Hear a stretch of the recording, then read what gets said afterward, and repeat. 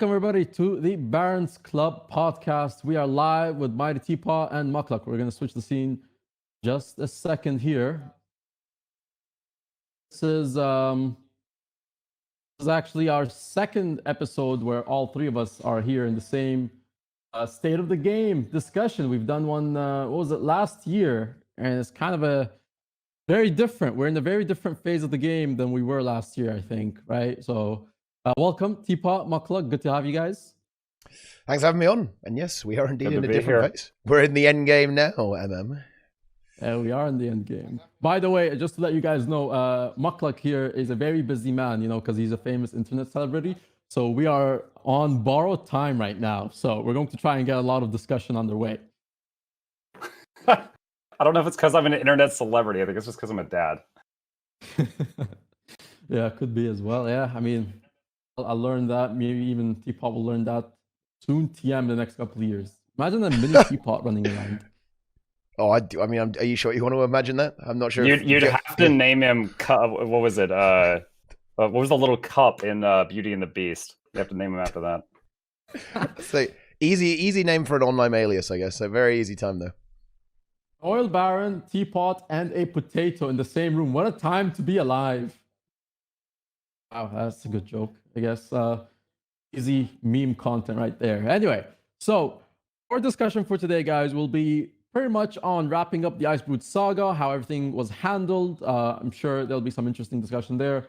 We're going to then switch over after that to the balance patch, and then from the balance patch, talk about the brief overview of the upcoming things that they're putting into the game, kind of to promote their announcement in July 27th. So we're going to talk about the brief overview of the roadmap that gets us to the announcement of End of Dragons. And then over that, we swap over to the End of Dragons discussion. So it's going to be interesting. And yeah, let's begin. So the first the first obvious question I have for you guys is, how did you feel when you first watched the trailer for the end of the Icebrood Saga versus when you actually played the final chapter, right? Because it's very two different feelings when you actually play it versus when we saw it initially. So I'll let you guys begin, Teapot or Mukluk. I had fairly low expectations, and I got more than I expected. This is the rip the Band-Aid off moment. And I got more and less than I expected, to be honest. Right? The thing that was really absent for me was that there was no cleanup at the end. Right? In terms of the actual story content, that was kind of about what I was expecting. Maybe even actually a little bit more, because we got this open world boss, and I was like, oh, okay. I was kind of expecting it to all be resolved in a story instance, right? With not a lot of not a lot of replayability attached to it. So we got more than I was expecting there.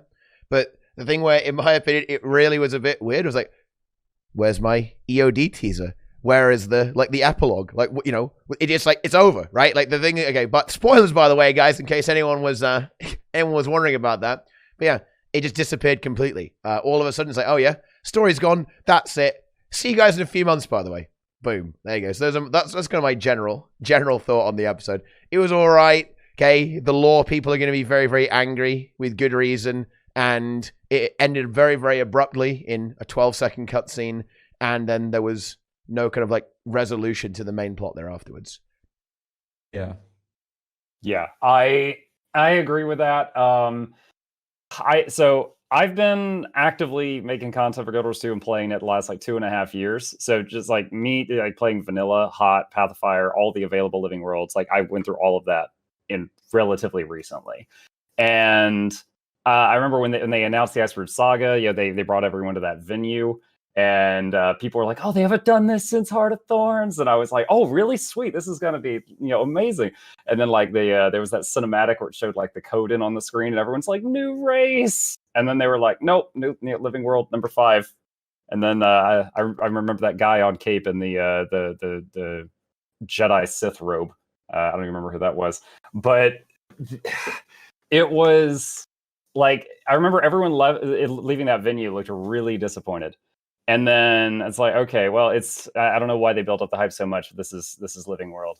And then after having just played season 3 and 4, it felt I was kind of let down. Rothmar and Biora and Drizzlewood certainly were not bad. They were nice zones. I enjoyed the zones, but it certainly didn't live up to, they said that, this is a saga. This isn't a Nether Living World. This is going to be expansion level content delivered in episodes. And it was not that. It was not that. I love most of what we got, but it wasn't that. And then changing topic to the story. I was very passionate about the story until now. I would not say I'm a lore nerd. I don't know what's going on half the time, but I'm very passionate. It was like, oh, I love this character. I hate Bram. I love this other character. I still hate Bram. Stuff like that. Like I had passions when it came to some of the characters. And then we went into this newest thing, and it was just like they just threw everything out the window. And I barely remember Guild Wars 1, but, I remember Primortus's, one of his minions was one of the big bad guys. Like, it was causing earthquakes and almost destroyed the planet. And then 10 years later, he peeks out of the ground, gets booped on the nose twice, screams, and then that's it. I was like, wow, that was after 10 years. Okay. Well, the thing is, from a Guild Wars 1 player, for me, for example, it was really like huge build up towards kind of this dragon that we're kind of like for a while knowing that this guy is going to be a very long drawn out dragon. We're not going to face him off early off in Guild Wars 2. It was always like another dragon. We're like, but this is the original that we knew about from the Guild Wars 1 Eye of the North expansion, right? So for me, like watching the trailer, it was exciting. I mean, it really was a good trailer. Like it kind of hyped you up for something that was huge and something that could be very exciting to come to the game. And then reality was, you finish the mission and you're like, wait, that's the entire thing. It's basically one thing. And then I mean, I guess you could say like the whole cutscene at the end was amazing. But then when you think of it like that entire cutscene and then that entire build up towards just 12 seconds was just it just falls flat. And even the world boss itself, I mean, there's been people apparently soloing it, right? So it's just it does scale. It scales.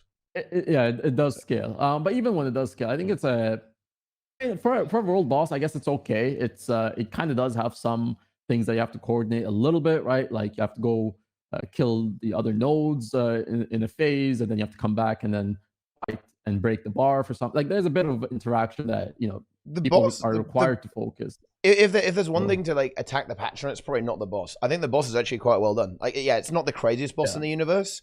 But yeah, like you can solo. I mean, look, anything is possible if you have Trailblazer gear. Like anything will fall if you have some kind of solo build. I use that in open world. It's relaxing. It will lose, right? Like you won't die.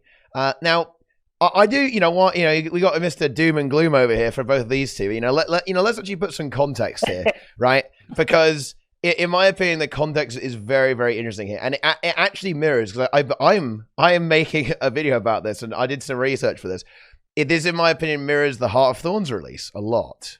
As in rather like, we're leading up to another Heart of Thorns S expansion, or rather we're leading up to another expansion, and the lead up to that is similar to Heart of Thorns. So Season 2 and Season 3, and honestly Season 4 of Living Story, right, have had similar issues to this, right? There have been some maps that are completely unfinished. It's actually a bit of a meme in the community. Like if I say Team 3 right now, like the chat is going to know what I meant. Like, I mean by that. Basically, it's this idea that they have teams working on episodes separately, right? So they like rotate teams around. So it takes longer than the normal cadence to develop it. So they have teams like rotating. So you'll have Team 3 does the 3rd map and the 6th map for the season. And it was very, very infamous that Team 3, for whatever reason, okay, like maybe there were less people or maybe it was just harder to do these maps.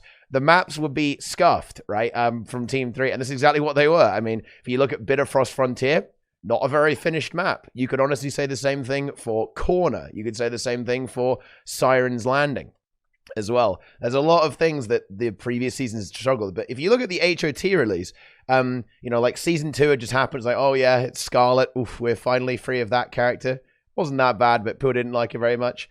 And then you have this like really big drought before the expansion. Right, like, it was the final episode of Season 2 was in January, and the expansion released in October. Yeah, have fun with that. And hey, that's certainly not going to happen this time. And like that announcement, that you pointed out, yeah, that was really, really hype, and it was insanely overhyped. But why was it? Like, you know, let's actually think about like why that was. Well, up until just a few months before that, well, no, that's not true. Just around 6 months before that, they were like, everything's good, everything is fine and dandy. We're making our June video game. We're making some other projects. Don't mind us. We've just got Guild Wars 2 on the back burner. We're just going crazy, having some fun, making some other projects. And then the Koreans... And then the layoffs, right? Yeah. Then they like say, oh, yeah, by the way, you aren't doing that anymore. Right? And bear in mind, we know for a fact that ArenaNet, and by the way, all games companies will do this, they're not like developing on like a week-by-week basis. They know what they're doing in like a year from now. And like even now, they know what they're doing in a year from now. And... they knew they were doing that Icebrood Saga announcement then. They probably already had a good amount of it arranged and planned, right, that they were going to do that. And I doubt they really had time to change that because all of a sudden it's like, oh yeah, you're doing an expansion, by the way, right? So go ahead and, yeah, you might want to go make that. And at the same time, it's like, what are we going to do for a year? Right, and that's why they still announced the Icebrood Saga, knowing that, yeah, they probably wouldn't be able to deliver on it. And I think it's really interesting that you pointed out Bjora, Grothmar, and Drizzlewood, right, Muk? Because you're absolutely right. Some of the elements, particularly at the start of the saga, were actually very well polished and like very well executed, right? If you look at the maps, right, you could say the first 3 maps in a way, right? Because they split the maps up into little pieces to release them over time, right? They were actually already done. Like, I think it's very, very strong, very strongly implied by this that like this was kind of already done like for a long time. And it was then as a result of it, because they didn't want to develop any more content and go on to the expansion instead, they just split that stuff up, covered it over the entire saga. So even though it was well executed, right? Like, you know, like I think Drizzlewood's a really cinematic map. I think it falls a little flat in terms of gameplay, but that's another thing entirely. But what I'm trying to get at here is that the saga was a little bit, you know, a little bit unfinished and they couldn't quite get the job done, particularly the latter half of it, right? We're talking Champions in particular, I would say was certainly probably like, right, what can we do? Let's just try and make some stuff and see what happens. I think I agree with you that like the saga itself, like I think there was initially, I even remember after the announcement, people were still like not really hyped up really because they were like, that was it. That was the announcement of another season. But I think we all agree here that the first story episodes of the saga were actually very enjoyable. I think it was a huge... in my opinion, the early episodes of the saga hold up there. Like they probably even compete with Living World Season 4 story mode content, right? So it was definitely like planned, and you could see that there was a huge progression that they were planning to build towards. And, you know, when the announcement of the expansion, if that's where it ended up happening, right? Where they felt like they had to build towards Jormag, right? And we knew that like there was like the last episode of the saga before we ended up in Champions, the updates of those, like you could see there was a huge amount of planning for episodes after. But then, of course, with the end of Dragon's announcement, they had to cut that short, like you said. So it kind of makes it feel like it's 2 different, like, I guess you could say seasons within the same season, because the first half is just very well executed. And then the second half is just very rushed because they just couldn't put the time and effort to develop any more of these maps. I've seen a few things on this topic from Wooden Potatoes Twitter. He was speculating, and I think it's important to emphasize for the people in chat, this was speculation, that they, you know, maybe had like 4 episodes planned building up Jormag, and then maybe 4 more building up Primordius, and then there would be like a clash at the end. But then they were like getting to the end of the Jormag section, and then they were just told, hey, tie it off with a bow. We're working on this other thing now. And so then they just sort of like, and then, you know, they had to just kind of like smash all their ideas together in like 1 episode at the end and just had to rush through it. Don't know if that's true, but that would certainly explain some things if possible. That sounds perfectly plausible to me. I would even say it could have been more. Like ArenaNet planned to do this forever, right? Like in a way, like they planned to not do any more expansions, at least for the short term. They were going to just do living story releases and try different types of content while they, you know, work on their other IP. Which, by the way, guys, makes sense. You know, you can't have all your, you don't want to have all your eggs in one basket when you're doing anything, right? You always want to diversify. And ArenaNet's had this kind of one product for a long time, which is a little bit scary, particularly seeing as it is an aging product as well, right? It's getting old here, guys. Like Guild Wars 2 are coming up to 9 years at this point. I mean, it's been around for a while, so you do want to actually look at other other solutions, other ideas there as well. So that's what they were trying to do. And you're absolutely right. Yeah, like halfway through, they got through this stuff, and they was like, "Oh yeah, by the way, guys, we're gonna need you to kill both those elder dragons, and we're gonna go and do the expansion. Can you guys do that in half a season? Like, yeah, can we get that done?" And like the writing department was like, "Ah, no, why would you even say that?" But like, what's the alternative? Like, the alternative is like you throw that into the expansion as well. Then you have like this weird clash of these two storylines, and the expansion gets kind of scuffed. And I don't know, you could say continue it over there and make the expansion Cantha themed. I mean, yeah, like Cantha and Jormag themed. Yeah, I guess you could do that. But do you really want to be focusing on dragons forever? Because, by the way, I do actually want to just, a little bit of a call here, a little bit of a hot take for the community here. Like, has the dragon storyline ever really been like mega popular? Like, in my opinion, I would say no. You guys like Flashpoint in season 3, where Timey shoots a laser right at Primordus and Jormag and sends them both to sleep in one episode? Yeah, guys, we've already done this, right? This episode that just happened, we already did it like a few years ago, right? Except we did it even way more lame than that, because we just like said, "Oh, go to sleep," like, "Oh, see you guys later," right? Yeah, you guys like Aurene coming back to life within 15 minutes of in-game time when you actually play through the story in a linear fashion. You guys like that stuff? That's good writing, yeah? Like, you're enjoying that? Like, I think the dragon storyline is something that is very hard to actually effectively execute across the board. And I think ArenaNet, to a certain extent, want rid of it. I don't think they want to be with that. I think they want to tell the more interesting stories. And you know what? I'm going to debate the chat now. Let's talk about that. Like, what's good about that? Well, what about the Bone Skinner, right? Something like the Bone Skinner, where you have to, assist this Coden from not, craving the taste of its own bear meat to degenerate into the Bone Skinner. What about stuff like Joko, an incredibly well-loved character, or the White Mantle in season 3, or the Raid storylines, or the Fractal storyline? In my opinion, there is great writing and storytelling in Guild Wars 2. It's just not the main storyline. The main storyline is big and cumbersome, and because it's got this chosen one dynamic slapped on there as well, you end up feeling very, very contrived, right? Like, what did we do in Dragonstorm? Did we fight Primordus and Jormag? No, we fought their minions, then we flew up into the air and fired a laser beam out of them with our special action hotkey, and then Aurene just said, "Oh yeah, by the way, that's not good enough. I will now detonate my Omega bomb and blow them both up," but actually not blow them up, then they eat each other. Have you ever watched Care Bear as a kid? Oh, Care Bears? For those that don't know, Care Bears is I know of them. Yeah, it's a cartoon of like literally bears who have like basically their whatever they feel like is it portrayed on their stomach. So like a happy bear will have like a picture of like a rainbow or something. Like someone that feeling love will have a heart. Like they literally like their emotions can be seen on their chest. And whenever they try to solve a problem, like they get determined and they want to have. I can't wait to find out where you're going with this. Basically, they get together and they go like, "Get ready for the Care Bear stare," and then they just shoot like happiness out of their chest, solve their problem. And that's basically what we did in the end of that map. We shot our happiness, Aurene, and she killed the dragons. Yeah, that's about it. I don't know. I don't know. It's in general, like, yeah, I do agree that. I think you played a different episode than me, but okay. Yeah, I feel like the dragon storyline. Yeah, it can be at this point. It's pretty tired, right? It definitely needs a change, and yeah, for sure. I mean, a lot of things. If you go back to Guild Wars 1, that game had nothing to do with dragons, right? Dragons were just an element in the game, but they weren't even a focus. So there is a lot on the table like they can do in the storyline. I know a lot of people are like, what can they do? What direction? Honestly, ArenaNet has a lot of direction with the storylines in Guild Wars 2. There's just so much they could focus on, right? Well, so that's what I mean. They can be free now. They can be free, finally free of the dragons. They can tell the engines and stuff. In a sense, people were expecting these mega world boss level types of dragon fights. That is just when you scale the dragons to the point of like, this is how huge they are.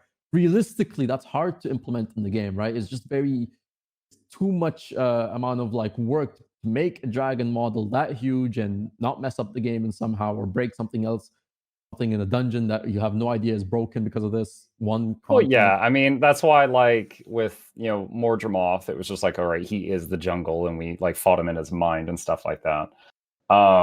Zaitan, of course, we all know how the Zaitan fight ended in the game. I don't know what was originally planned on it. I've seen the unused model where you maybe fight him on the ground afterward, but of course, unfortunately, currently in the game, it ends with you just blasting him out of the sky with the gunship. I mean, you had to use a gunship because he was far too big for you to run at him with a sword or something. And yes, there's different ways they could do it, but I myself am not hung up on the dragons. I think the world needs an antagonist, even if it's just the two sides, like Char fighting Norn or Char fighting humans or whatever the factions are. But there has to be some point of conflict, and for me, that's all the dragons were. I think I was just more disappointed in how much they built up a villain and then just dropped it. Like it didn't, whether it was dragons or Balthazar or Joko, it could have been any villain there. It was just the fact that they like building and building and building, and then we don't want to play with you anymore. I think that was the bummer. I would argue Scarlet I know a lot of people hated Scarlet in season 1, but I would argue she's probably the most well-developed villain this game's ever had, actually. There was an entire season built around confronting her. And of course, season 1 was actually a little longer than the seasons we get now, but in a sense of character development, she probably has the most developed storyline as a villain in the game. And you compare that with other minor villains, like even Balthazar, I think had because he's a human, he will have, or he's a god, but like he has a personality in a way, right? Like he pretty much, you could sense like whatever his motivations are and like if it could change or not. Whereas with the dragons, in theory, the concept is nice, but there's not so much. Like for example, Zaitan, didn't have a personality. Mordremoth, we got to see that early glimpse of what a dragon motivation could be. But then you have, Jormag and Primordus will also have something in a sense like that. But then Primordus is again another Zaitan, just no personality. It's just, I'm Primordus and I'm here to destroy things, fire. And it just gets like booped. And so yeah, it's very hard because like their personality is just one-sided. Either that or they don't have one. And if it's one-sided, it's basically they just want to destroy the world or they have to consume the world, right? And there's only so much you can pull that storyline before it's just like it's the same thing in a different format, kind of thing, right? Yeah, I mean it's difficult to actually engage with something that massive. I think that Mordremoth was probably the best way they actually pulled this off so far. And Kragatorok was okay, actually. Like, it was very similar, actually. I mean, the Kragatorok and Mordremoth fights were very, very similar. Like, you basically, yes, we will enter the dragon. Okay? We'll go inside, and we will fight the dragon in one way or another. And that's exactly what we did. And, that was satisfying enough, I think. It's a shame the Mordremoth fight was very buggy on release. But you know what? They kind of fixed that a little bit by now. It's very difficult to actually make something like that that's actually satisfying, which is why I think, I think you can feel a lot more connected to the game when you're fighting something like Balthazar, because you are actually there, like you are actually fighting him, right?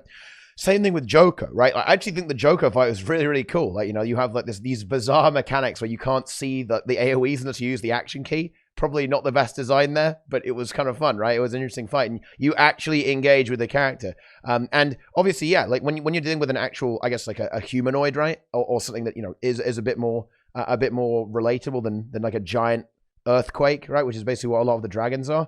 You can kind of have a little bit more fun with it, right? Like in particular Joker, right? Like Joko like had some serious personality about him, right? He's kind of like, he was roasting you, he's making fun of us, right? It's good content, right? That's entertaining stuff there. And they did actually address this, right? Like for a long time the old dragons were a bit like, whatever, right? Who even is this thing, right? But yeah, like with Jormag, they definitely tried to push this, and this is another thing I think that really builds up this theory of the idea that they basically were doing the Jormag, which is, by the way, what's Icebrood Saga, not the Ice Firebrood Saga, because like they were developing Jormag, then they were going to develop Primordus, then they were going to just smash them into each other like over the course of multiple years, but all of that got completely cut, because of the expansion. And I guess the way I would look at this to kind of like round out my full opinion on this, because I forgot to say this, and it's very, very important. Like, yes, team, right, this was not good, right? The storytelling here, a little bit scuffed, right? Not ideal right there. There are definitely a lot of issues there, but I don't think it has any implications for the future of the game, in the same way that the content drought before Heart of Thorns, and, well, also some of the issues afterwards, didn't really have any bearing on the expansion itself, right? The expansion itself released basically the biggest feature dump the game had ever had, and you had some of the community's most favorite maps of all time, right? So like Chatgaren, Octovine, Dragonsan, right? And then you also have Path of Fire, right? Like Path of Fire, like the game before Path of Fire was in a very weird, was in a bit of an interesting state there, right? They were kind of like, oh, we got to churn out another expansion, let's go. Like everything was pretty rushed. Like some of the Living Story Season 3 content was certainly, the production value was not on the level that we saw in Season 4, right? Like, Season 4 was very, very well produced, in my opinion. A few things aside. I honestly feel like season 3, in terms of potential storytelling, was a little, to me, it was a little more interesting than season 4. It's just because there were so many plot points of bringing in season 3. They brought White Mantle, they brought the Mersat, they had a bit of, a couple things going on there, not just a focus on Dragon. And I think that made season 3 a little more interesting. And you also had like a little bit of politics going on with the humans, right? So it felt like season 3 had potential to be a good storytelling season. Just like you said, it was just too rushed to get into Path of Fire, so they had to end up wrapping it up a little bit. I think season 4 was definitely my favorite. Season 3, I remember having to wiki a lot. Like the Mersat, again, I mentioned I played Guild Wars 1, but it was a really long time ago. So like when I had the Mersat, I was like, I have to remember these guys. And I would go to the wiki and I'm like, oh yeah, okay.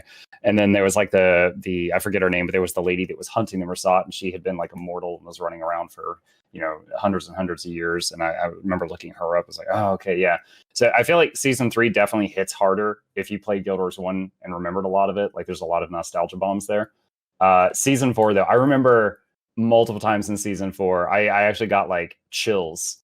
Some of the scenes with Joko and like when Kraukatoric led to the creation of Dragon's Fall and he became the new map. I was just like, oh, like that was so cool. I loved that so much. That was fantastic.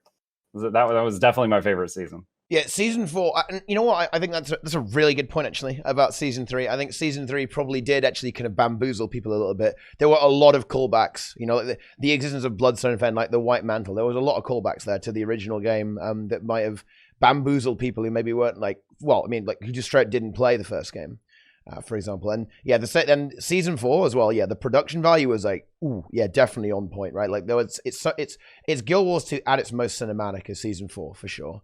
But definitely say that season 4 was even Path of Fire mostly built towards season 4, right? So I think that's also why that season gets a lot of praises, because it wasn't like the season was building towards expansion. It was kind of like the expansion actually was building towards the season. So you had a lot of production episodes that just made that season very memorable.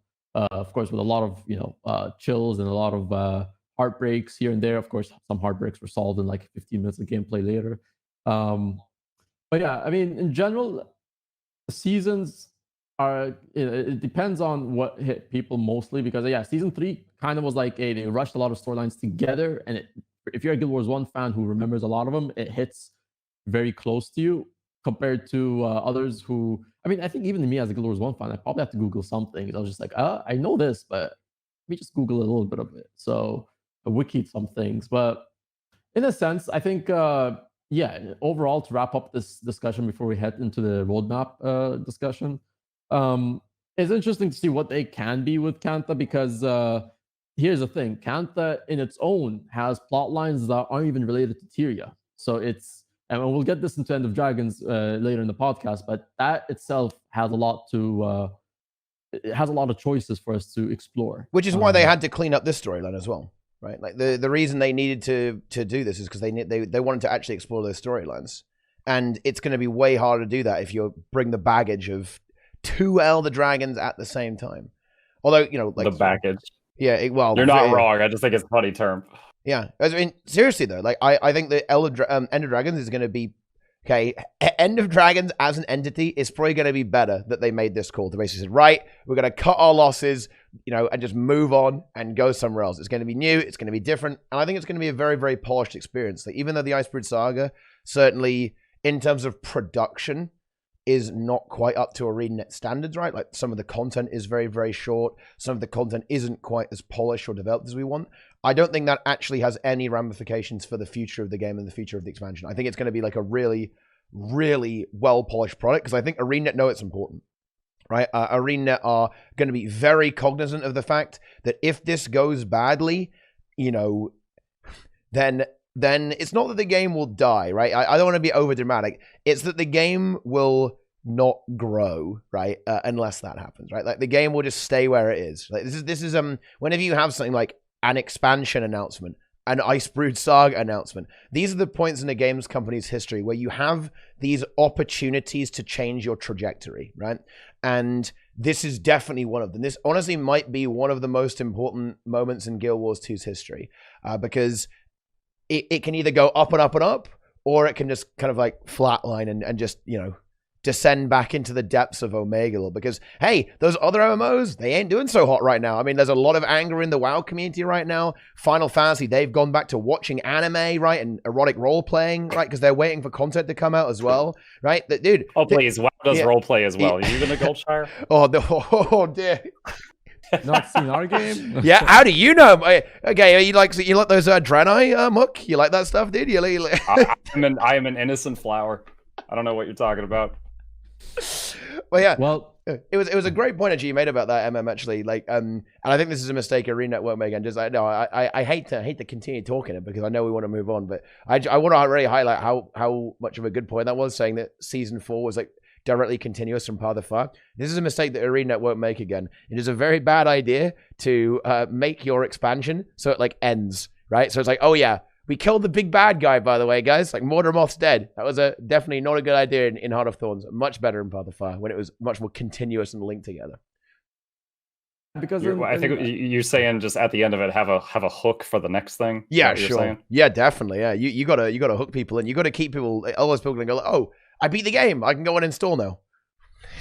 that's kind of what Heart of Thorns felt like. I think in terms of expansion, it's better than Path of Fire, but in terms of to the next thing coming in Guild Wars 2, when you have that, it just ends at the end boss, it's killed, and then you're basically, okay, well, I'll wait till they announce something, rather than Path of Fire, where you kill the big bad, but then it's actually building towards something else, another season. So this wasn't even felt like a prequel to the season, right? So yeah, we'll discuss more of this when we get back to the End of Dragons discussion, because a lot, storylines in a sense we can relate this back. But to move on to the next topic, which is the balance patch, and in an overview of the roadmap that they released when the Icebrood Saga ending was announced, right? So how do you guys feel about, first of all, we'll get into the balance patch, but in the sense, what do you think overview of the fact that they released a roadmap rather than just saying tune in July 27th, this is going to be the stream where we discuss End of Dragons Love features. it. Exactly, right? Like, the fact that they've given communication is good. Roadmap, the thing is with the communication is that it gives you that here's a roadmap, this is what we're going to promote in the game, in these game modes, and then tune in to the stream July 27th. Personally think I don't know whoever was in charge of that, but that is how you market a build up to an expansion. I got a couple things to say about that. Like, one, I think they probably knew that the vocal people were not going to be happy with the newest release that they just did. And I think whoever's decision it was to release the roadmap and also the product that they figured people might not be happy with on the same day, I think that was very smart of them, because that made it to where even those of us that, really didn't like what we got that day, we had all these other wonderful things to look forward to, we hope. I praise them for releasing those same day. I think that probably quelled some potential fires within the community. With the exception of Reddit, that's always on fire. And then aside from that, the tune in for more details of this stuff later. It keeps you wondering, like, okay, they've already released all this. What's going to happen on that day with the additional announcements? Maybe they'll talk about the more of the elite specs. Maybe they'll trickle out some more information like they did with it. Again, I wasn't an active player when Hot came out, but I've gone back and I've watched some of the the release trailers and stuff they did. Like, oh, maybe we're going to get stuff like this. Where they teased the Scrapper and the Chrono and they showed them for a little bit, stuff like that. It gives you something to look forward to. I've said for a long time on my own channel that there's really two things that I feel like Guild Wars 2 does poorly, and that was communication and advertising. So seeing this was very, very good for me. I couldn't praise it enough. Yeah, the biggest thing one of the biggest things that's played Guild Wars 2 for an extremely long time is uncertainty. I don't need communication from Blizzard to know they're making a new WoW expansion, but I do because they're going to do that, and I know they're going to do that. I do need communication from ArenaNet because, in general, they've been quite an unpredictable company, right? It's like, oh, we're not doing expansions, by the way. This was the original plan in Guild Wars 2. We're going to do Living Story forever, hooray, right? Scarlet forever, right?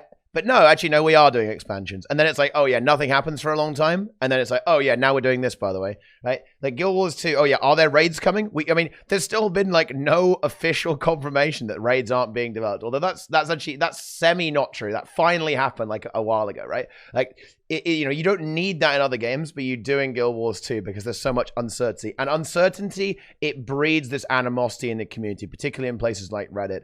And I think this is the first step in a very, very long road to actually regaining consumer trust. I think over the years, the trust and faith in ArenaNet, or rather confidence in ArenaNet, has dissolved into a complete like goop within the community. And yeah, they've got a long way to go, right? They need to get a lot of Dude, I was consistent scared wins. that they had given up on the Legendary Armory because they hadn't mentioned it in over a year. And I was like remembering all the horror stories I've heard about like alliances and stuff. And I'm like, oh God, if they don't talk about it for a long time, that means they're done.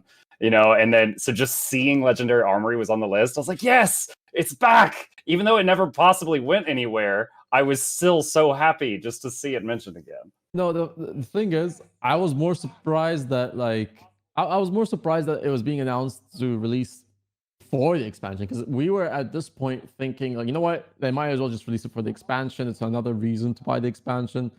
Fact that they're releasing it before, I was more shocked about that. So, I think, in a sense, generally, I would say when ArenaNet when ArenaNet knocks something out of the park, they do it very well. Like I wouldn't say that there's obviously some times where they do a lot of questionable decisions, but the moments where they do it, like really kind of like show you what they can be, those moments are always 100% like exciting, because you could see that this company has the ability to do what they can do. It's just sometimes a lot of it like it falls flat because they don't maybe put that effort to, and something that Snebzor told me about like the roadmap or even just the expansion, they've been, developing this expansion since last year. The fact that we don't get anything, like no one's asking for like a 10-minute video or a 20-minute gameplay video. Just give us like a teaser, 10 seconds, or give us a few clips or a few screenshots of what you're working on, right? They don't give enough for their own community to kind of like, kind of bite on and then more or less speculate, more or less create content for the content creators. So I don't know if they try to do it because they want to try and release something that's polished or as polished as can be. But I do think they suffer from that, because when you try to achieve, and you guys both know this, if you achieve perfection, you're just never going to end up completing what you're trying to go for, right? Like you need to be content with something, at least to deliver something, right? Because if you don't, you might not end up delivering. And I think a lot of the times they're afraid of releasing something that's not 100% ready, and they just feel like they'll get eaten alive by it. And so I think that they should take more risks in that, right? Like, hey, we don't want a 20-minute gameplay, but if you gave us 10 seconds of something that's happening in the expansion, I mean, Wooden Potatoes will make 2-hour videos on that. Like, think of it like that. So. Yeah, I mean, ArenaNet they aren't very good at promoting their video game. They should definitely market it way more. I think part of this is because they live in 2005, and part of this is because Guild Wars 2 occupies a very unusual space in the MMO market, in my opinion. Like, Guild Wars 2 is in the area where people are vaguely aware of it. Like, they know of it because, ArenaNet's a fairly big studio for the, it's one of the few kind of big MMOs that are still out there. And what ArenaNet have done is they said, hey, all those other MMOs that have these like kind of annoying things about them? We just removed all of those things from our game. We don't have that here. Like, we don't have any of that annoying stuff that has been pissing you off and making you quit WoW or quit Final Fantasy. So come and play our video game. And they just assume that you'll eventually try it, right? And then you'll eventually buy it. And then if you quit, they don't care because you already paid for it and there's no sub fee. So Guild Wars 2 does have this it has a unique spot in the market that that does, I'm not justifying this, but it does actually to a certain extent like validate why they are this way. Because in a big sense, they have a genius marketing plan. Their marketing plan is how bad the other MMOs are, essentially, and how much less annoying to play Guild Wars 2 is. So that's the way they go about that. But yeah, no, they should definitely get people hyped up. Being better by contrast is the marketing plan. Yeah. Seriously, no, I'm serious. It actually is definitely, yeah. Like I could almost guarantee that that's a big part of like the way they market their game is by not. They are the anti MMO. Like Guild Wars 2 is the anti MMO. Guild Wars 2 is the MMO for non MMO players, right? Like you can play this game completely solo. There's no gear grind. There's no sub fee, right? Like you can beat everything by auto attacking, and it's also heavily story driven, right? Like this is the anti MMO. Market that though. That does not really say that that's not a reason to market though. You know what I mean? So well, I'm not saying it is. I mean, they definitely should. It's their strong point. The fact that this game, for example, doesn't have a gear grind, I think it's a strong point for this game, right? It gives players the capacity of where like you're not basically behind on content, or if you log into the game, you don't have to grind another 20 hours to get the update. I completely agree with you, but there are many people out there that if they don't have the cookie of the new sword in front of them, they don't know what to do with themselves. There's so many people that I feel like we have to like rewire their brains to enjoy Guild Wars 2. Well, the thing is though, this is a really fascinating thing. Okay, I'm gonna kind of this goes back to the saga in my opinion. Oh, this is what a great idea you just brought up there, Buck. Oh man, because here's the thing: what did they do with the Icebrood Saga? Right, they made it really grindy. They made it like super grindy as well. And guess what? You've got this like really. Because you've got the half of the people who don't like the grind, right? Who just want to play basically a TV show, essentially, which is what Guild Wars 2 has become over the years. So they're like, I'm so mad, I'm so angry. Like, I've got to do 40 DRMs. Like, have you guys played other MMOs? 40, right? That's nothing. Like, try like 1,000, right? I know, like that's an actual grind. Okay, if you want to do 1,000, but yeah, like they've actually tried to do this a lot. Like, ArenaNet has actually tried to appease both sides. There's a lot of like entry level rewards you can grab from a lot of the stuff that you'll get just through playing through it. You'll get like a skin you can gather, maybe like a cape or something like that, and like grab a few weapons there as well, or like grab a few cultural weapons from all these different allied races there. But you want to grind, like now there is actually like a really big grind. Like they actually gave in, they caved and made it way easier now to get the volcanic Stormcaller weapons.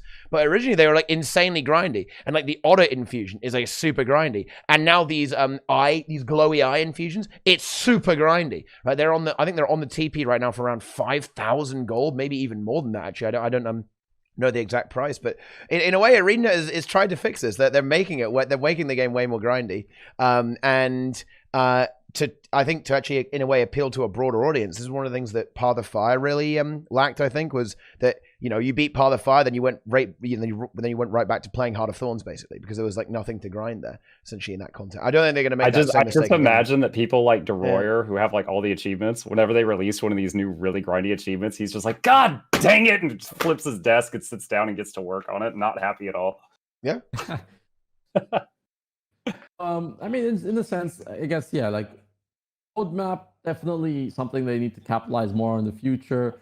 I think one thing that stood out for me in the roadmap was the fact that they kind of, if you notice, like they promoted WW and PvP bonus weeks all 3 months. Like you're gonna get one in May for both game modes, June and July as well.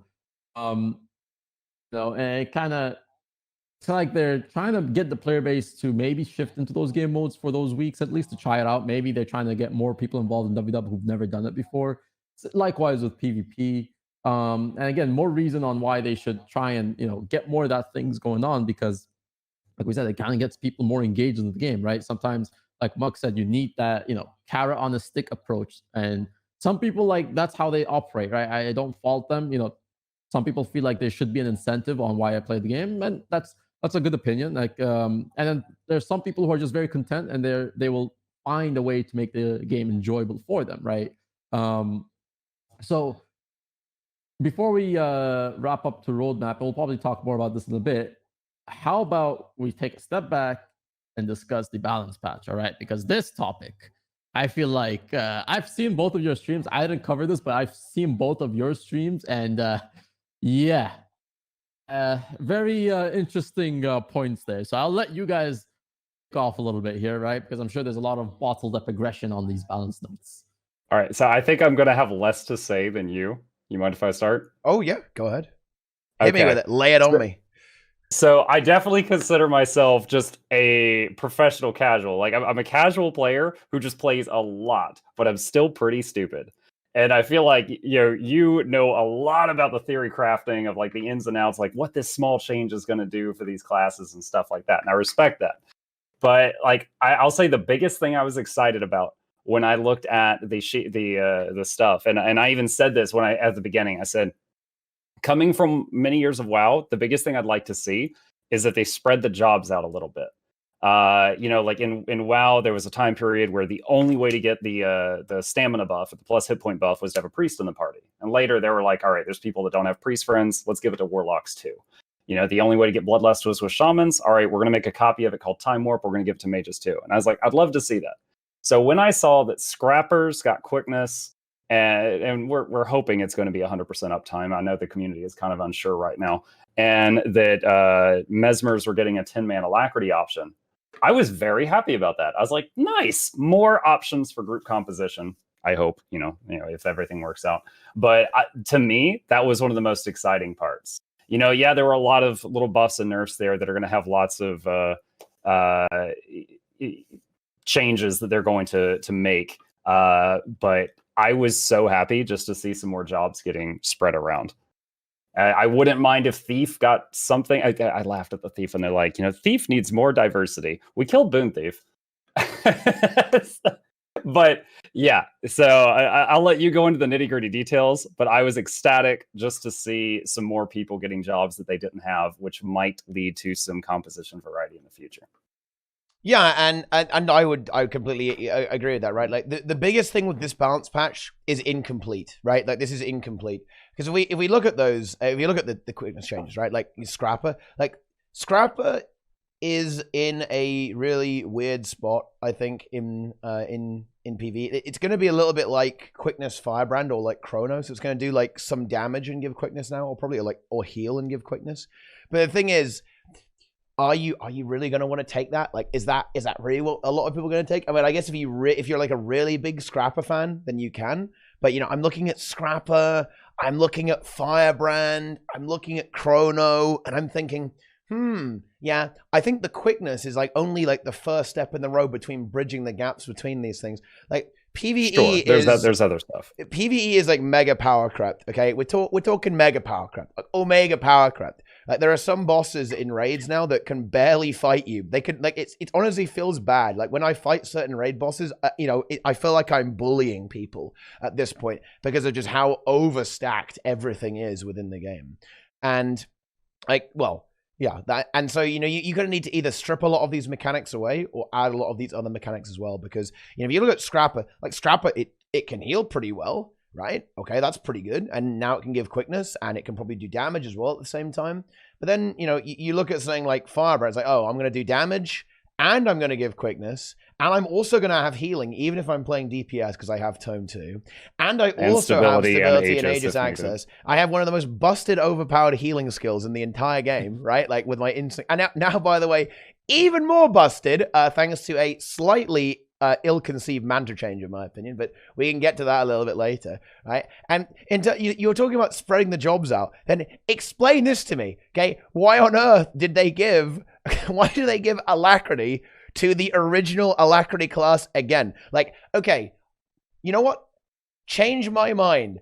That was the worst possible thing they could have done with Alacrity, giving it to Mirage, right? How? Why? Like, guys, do you guys not remember when Alacrity was Mesmer only with Chronomancer before they turned it into a boon? Like, why Mirage? I don't understand. Like, it wasn't like Mirage was like exactly bad either. Like, Mirage had its usages. It was like it was kind of like a niche pick, right? For obviously confusion-focused bosses and confusion-focused encounters.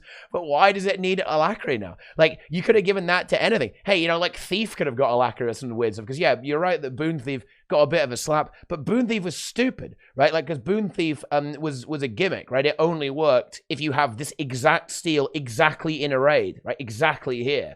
Yeah, it was like 3 or 4 boss fights. Yeah, And that's not good design, right? Like, yeah, it's balanced, right? It's like, oh, yeah, okay, Thief can play support on these exact bosses, but that's not because of Thief, right? That's because of an exact gimmick that we've tacked onto this boss to make it work. It's not good design. And so, yeah, like, in my opinion, Thief just straight up needs either like a massive trait line rework or a new Elite spec to be a support. So, look, any Thief mains in the chat, you guys had better get used to being a healer in the next X pack, because I think that's what's coming. Watch out. Same with you warriors, okay? Like, did any Thief really ask for this? Who really asked for this? But also, here's an argument like I was trying to make, and in a way, I guess it makes sense. In a way, it doesn't make sense. So one of the things is like it balance. The reason why this balance patch doesn't make sense now is because it's probably balancing the elite specs you're expected to get in of dragons, right? But problem is it leaves us a little hanging until the expansion. If this is the only balance patch we get this year before the expansion, there's a lot of months of basically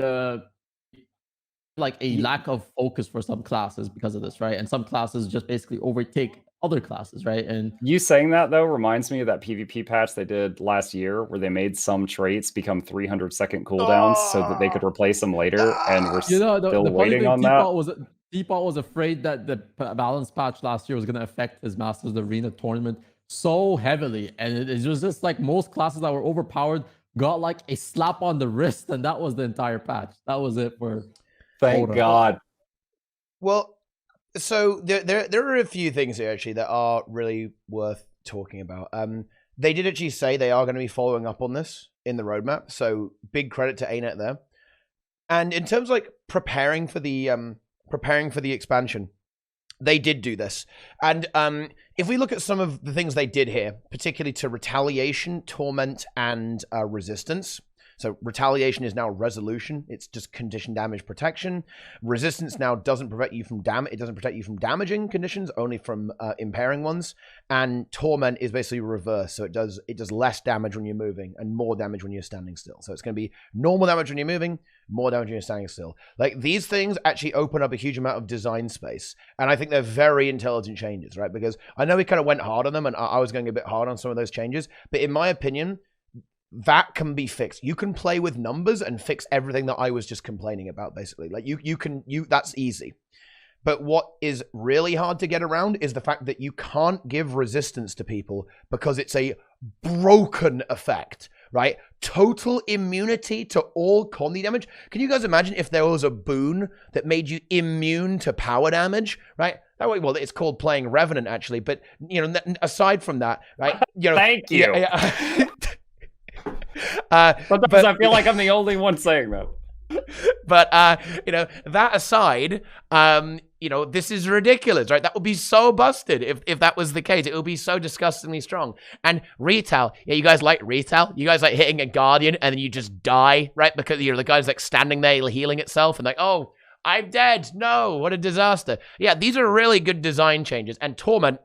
Okay, Torment, oh, let's not even get into that. Torment is probably one of the most hated conditions in the entire game, I would say. Like, maybe after, like, weakness. Because it is a lose-lose. You either stand still to counterplay the Torment and die, because not moving in PvP is not a very smart idea. Or you move and take loads of extra damage and die. So, yeah, they've actually made this a lot more interesting there. I would say it actually makes it less interesting in PvE, because I kind of like the idea that, ooh, if a boss moves a lot, then my Torment's good. Now it's like, my Torment's good because bosses are big and fat and don't move that much. So that's kind of the casualty of war, is actually PvE here, in my opinion. And that Condi Scourge benchmark, here we go. Like, that's going to be a good one next patch. But yeah, like, I think they have actually done some good groundwork here. They can give resistance to more people. They can help out classes that struggle with Condis more, because they can give them resolution instead of making them immune. The biggest example of this was Condi Herald in PvP. Condi Herald has had this like really big reputation for going like, oh, I've got perma resistance, by the way. Nice. Have fun. And now they have opened a bit more design space. So classes that, again, like struggle to cleanse can now have some damage reduction, right? Now you can have, you know, you don't have like this ridiculous thing with retail where you can just like porcupine yourself to death. Now torment isn't going to be oppressive. These are great changes. Now the downside of this is that they didn't actually, and this is what I meant by incomplete earlier, they didn't actually compensate for any of this. So instead of just like saying, oh, Condirev, you play a little bit differently now in PvP. It's more like, Condirev, uninstall, right? And the same thing with Condi Necro and Mirage. I'm sure they'll be fine. Right? At the same time. Well, I mean, yeah, it will be playable, but it will be like, yikes, like this is way worse because they're losing their mitigation with resistance because that's being nerfed significantly now because it doesn't hide them from the damage, only from the movement impairing stuff, and their damage is getting like slapped into a billion pieces. So yeah, like that's going to be a big nerf. And bear in mind, they added resolution too. So in other words, every Condi build is now going to have to deal with resolution. Okay, and they do less damage, except for bleeding mills. For example, hey, you know who wins here? That's right, guys. It's your boy, the Rangers, okay? The Rangers, your Soul Beast, right? Your Condi Soul Beast, your Condi Druid, that kind of stuff. You're all good, like you're good to go. Well, except for resolution, I guess. So you're still sad. But yeah. Wouldn't you think like maybe increasing burst damage on Condi builds might be okay? Because like there's a lot of... I was talking about PvP. You're talking about PvE, Like the exposed? So like in PvP, because like in PvE, in general in PvP, like there's a lot of power builds that most of the time will have the big burst damage, right? The initial combo damage. But I feel like Condi's always like, they kind of like build up in the last 4 seconds into the fight. And sometimes that 4 or 5 seconds kind of makes a difference if it's in a team fight or if you're trying to rest somebody. So but I think that's just one of the pros of like, okay, this is coming from someone who likes to play Condi builds. I'm okay with the fact that I'm not bursty. Like I chose to play condition. I have a smaller amount of stats. Like if you're power, you gotta build power and precision and ferocity to get those big numbers. Condi, you've only got to build condition damage. So I feel like a pro is you've got a easier stat budget. Con is you have a little bit of ramp up time, and I think that's okay. I don't have a problem with that design. That is the correct answer. Fair enough. Yeah. Thanks, Dad. Condi shouldn't be bursty, and in particular, it shouldn't be overly spammy. It's the same thing with boons, right? Like this has been introduced over the course of the game in every game mode, but you see this particularly negatively affecting the game in PvP and World versus World. Like you don't get like 3 or 4 Condis on you. You get like 10 Condis on you. And you don't get like 1 boon on you. You get a billion boons on you. Like this has been tuned down a lot in World, but in PvP, like in PvP, a lot of support specs are like, ooh, like a little bit cut down. But the thing is that they're really cut down, but they're still really strong because of how good boons are. Like and Arena like added loads of them and added loads of conditions too to the game. So you get bursted like ultra hard already. And yeah, conditions shouldn't be bursty. They should be very, very slow. The exception to this would be confusion. Confusion is the one rule breaker here because it can burst you because you can punch yourself in the face and die. So that's the one exception. But everything else, no, you should not really be able to burst with Condi. It's a bit unhealthy to have something like that. Like there are exceptions here. The exception is Burn Guard. Burn Guard is kind of allowed to do this because it only has 1 Condi. So, if you die to a Burn Guard, it's like, oh, well, I mean, come on. It's like 1 Condi. It's not exactly hard to I feel like there's right? a few Thief builds that have a bit of Condi burst, like the pistol ones. Yeah. They can show up and just overwhelm you and you're just like, oh, Jesus Christ, like in like 2 seconds. Yeah. Yeah, you're lucky. Yeah, you should be happy you did not play in the era, or didn't play as much anyway, where this build was actually way stronger.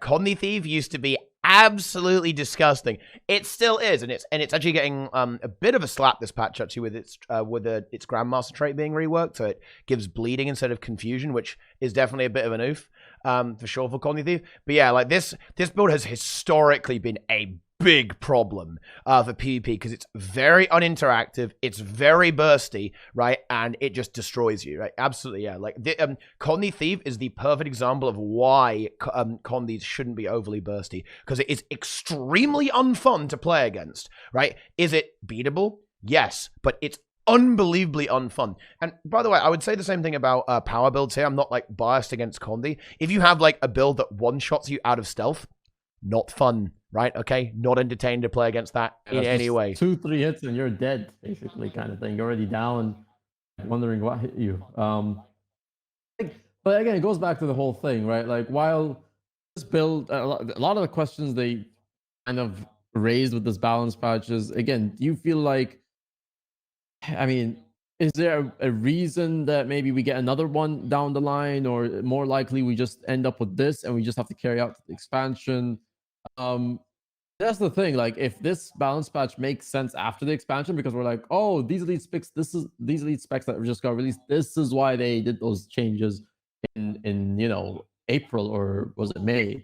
It's gonna be end up next week, so in May. So like, is it that sense, or do you feel like it might fall flat? And because anyways, just as much as any MMO that comes out, right? Like, whenever new builds get released, new elite specs, new professions, the game's going to be broken for about a month before they fixed everything, right? So I think it's any use for them to prepare from now, and it might just work in the expansion, or do you think the expansion will still deal with more broken specs, more broken traits, more broken conditions, and specific skills? So what's your take on that? Broken numbers are fine. Broken design is not broken numbers are fine. Broken design is not fine. I think these changes make sense now, by the way. Like, the only confused changes are Warrior. I think 2 developers worked on the Warrior changes and they didn't look at each other's work and just did some random stuff basically to Warrior. But yeah, like, but I'm laughing because it sounds accurate. Yeah, it makes, like, all the changes like are logical. It's just that they need, there's like a second half missing, right? We're missing the second half, and we're probably going to see that like a little bit later, right? Hopefully in a few months when the next patch comes through. But if we're talking about the special, we're talking about the expansion and the elite specs. The most important thing is that they just don't overstack the design. I mean, like, I'm going to use the word nonsense here to describe. You've sold me. Okay, I've been watching a lot of Mukluk. Okay, guys, and he's got me on the Guardian hate train. Let's bash Firebrand some more, guys. Let's go. All right, let's just swing the hammer at it. Like, Firebrand is nonsense, guys. Okay. Like, you have, I mean, compare it to Core Guardian. Core Guardian F1 is like, oh, everyone can burn a little bit now, guys. Okay, and Core Guardian F2 is, oh, I can heal a little bit, guys. Maybe a bit of cleanse if I trade it, by the way, only if I trade it. And 3 is like, oh, you guys can have one Aegis, right? One of them. Okay, enjoy that Aegis, guys. But then what is Firebrand? Like, Firebrand has this like absurdly overstacked design, and it was its ultimate downfall as well, because at the big Firebrand has reflect, it has resistance, it has stability, it has taunt, it has CC, right? It has stability, right? You've got healing there, you've got cleansing, you've got loads of boon access there, like loads of actual damage as well on the F1 tomen. This led to a very, very big problem particularly in every game mode, really, actually. So I won't say particularly in PvP, but PvP is where you saw this storyline play out. Like, the inherent design of something like Firebrand, or Scourge, by the way. Scourge is the one that no one complains about, but is honestly far worse than Firebrand. And look, then we haven't even got to Mirage yet, by the way. Like, let's not even go there. But like, a lot of these things have incredibly strong design that make them impossible to balance. Like, Firebrand is either going to be insanely oppressive, or it's going to be nerfed to the point where it's useless, right? Like, that's basically what's going to happen. Like, you either have to make it a bit more one-dimensional and make the utility not good, or you have to reduce the damage a lot on it, right? And make it significantly worse. Because as long as you have Tome of Resolve and Tome of Courage, right? Firebrand is always going to be like the cheese option. It's always going to be easy cheesy. So even if you have higher DPS options, which by the way you do, you can play higher DPS things than Firebrand in raids. Very easily, and in Fractals too, you won't do that. And the reason you won't do that is because it makes everything a joke. Like, it breaks the game.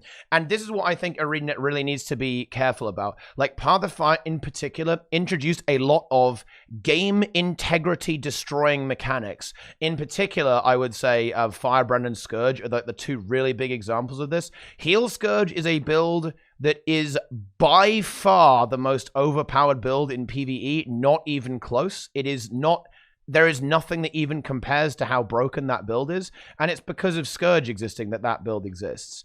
Dude, what are you talking about? I love taking my Scourge with 9 complete newbies to Bone Skinner and then one-shotting the boss with 107 reses. It's fine. Yeah. I mean, it's fun, and obviously in PvE, it's not an issue, right? Like, I actually don't mind stuff like that in PvE. If that's in PvE, honestly, fine. Like, I think it raises some issues in raid CMs, because if I can just, like, walk over a raid CM because I have this really, really OP build, probably not good for the health of the game and like the kind of like the reward, like, you know, the effort versus reward kind of thing within the game there as well. But this is the thing I really want ArenaNet to focus on. Don't release broken design. Like, you can have some insane numbers, have every class on release do 50k DPS. That's irrelevant. Like, you can just nerf that like 2 weeks later. People can have their fun, do some ridiculous boss kills, right? And like one-shot people in PvP. Sure, right? Like, that's fine. That's not an issue.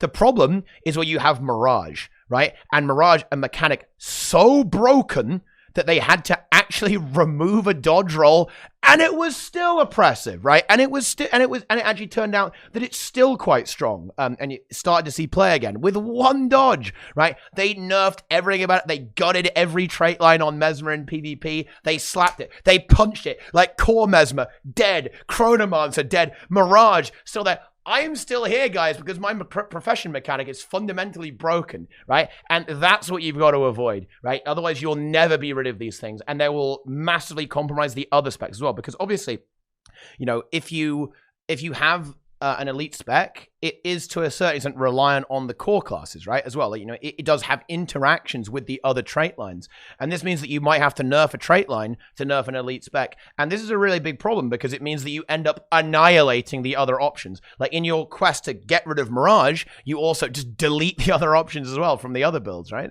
And that's a really big issue. And that is my, yeah, there you go. I've ranted about this for long enough because I feel very, very strongly about this. I think Path of Fire really compromised the integrity of Guild Wars 2. It was fun, but I think it really compromised the integrity of the game modes.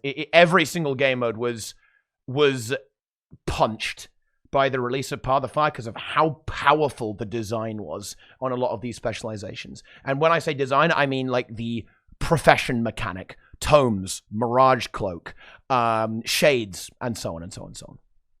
Don't just kind of two small segues there. Talk about the tomes. Yeah, remember they also said that each elite spec should have a drawback, like when they made it so that Soul Beasts couldn't pet swap anymore, or Druids got minus 20% to all their pet stats. I'm still waiting to find out what Firebrand's drawback is. Yeah, they're like, here's 15 additional buttons on your function keys. We'll come back about that drawback later. Well, I don't know what theirs is yet. That's you know, like that's the drawback, is that Firebrand is the baby of the game. You cannot. That your fingers get tangled. Yeah. So actually, there was a very interesting suggestion that Kiba was thinking on how honestly specs should have operated in the game, and they can still do this. I mean, it's not like they can't change this now. And he feels like right now, because I mean, in general, right, specializations in this game, each a different class, right? Like, you could argue that Guardian, Ranger, all the classes basically are multiplied by another 2 specs, which are they're each separate class. And because of that, this is what leads to a lot of these balances. You take something from this, you basically give it to 2 other classes. You buff something here, you basically remove the role of 3 other classes.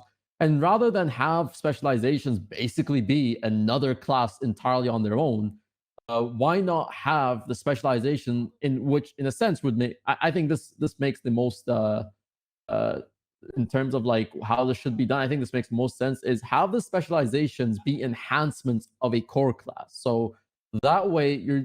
And I think this should have been how they implemented it, but they just, I guess, ended up creating multiple classes for one core class, which makes it very difficult to balance. So instead of having specializations be a different class, have them just be enhancements to the core class in a different way. So that way you don't end up with all these multiple classes that you're balancing, because ultimately, you know, you're balancing what? You have 9 classes in the game. You know, multiply that by 3. You're basically balancing 27 classes at this point, where if there were enhancements of a core class, there's still just 9 classes. Yeah, what would be your take on that? Like, if there were just enhancements towards a core class versus the way that they are now? I mean, that's a class by class thing. Like, usually if I'm talking to brand new players and they're asking about like, oh, can I play Core Ranger at endgame? I might say like, well, you know, PvP, Core Ranger is fine. It has some very viable builds in PvP. In PvE, most people would say, okay, Core Ranger is DPS, Druid is a healer, Soul Beast is better DPS. You know, it's a straight up improvement to what that job is, that role. So it really, I think it depends on the class and it depends on the position they're playing. I would fundamentally disagree with the idea that that would even help or make it better. I think you can actually do this very, very well. A great example of this would actually be Reaper. Reaper is probably one of the best designed elite specs because it has a very clear drawback. You are now melee and your shroud decays faster, but it plays out completely differently to Core Necromancer. And is a very, very different spec. So yeah, I think the way they have their design is actually good in some places. It's just that it falls flat in a few other areas. And I think like the multi-game mode thing is a really good call there by Muck there as well. Because is Scourge inherently bad or like inherently problematic in PvE? A little bit, right? But I think Scourge is fine. I kind of like carry builds. I think having carry builds is completely okay in your video game. And Scourge is that. And so is Firebrand to an extent. But that's okay to have that. The issue is where you have this interfere with the competitive game modes because it's like when you have a mechanic about holding points and I have shades that I can put on the point and then stand off the point and kill you with them. Yeah, that's maybe a little bit unhealthy, right? Probably shouldn't exist in that game mode.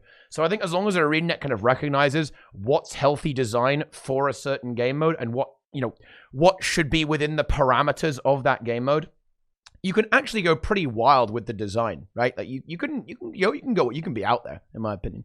You just have to be a little bit careful with stuff that's not going to completely crush everything in the game mode that you're targeting there, right? Not every elite spec needs to be good in every game mode. The exception being open world. I would say that everything should be good for open world content, and then for like the more specialized content like raids, fractals, PvP, world versus world. That's where you might say, oh, if you're going to play NG in world versus world, you're going to want to play a scrapper, right?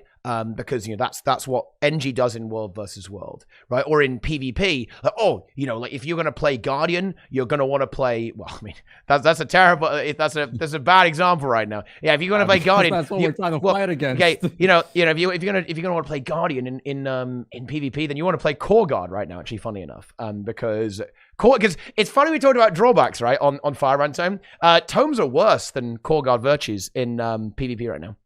Because they have tomes don't have cast times, so they're slow.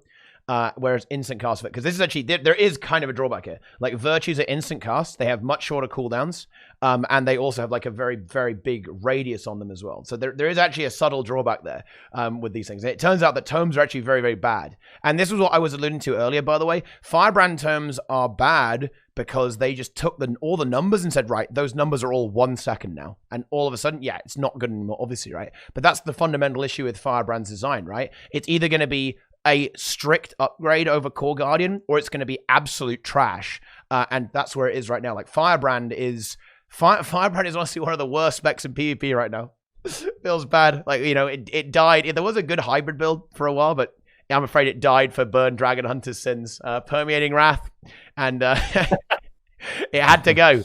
It had to go, unfortunately. But you know what's actually really funny about that is that the DH build was very unhealthy, but the Firebrand build was actually kind of okay.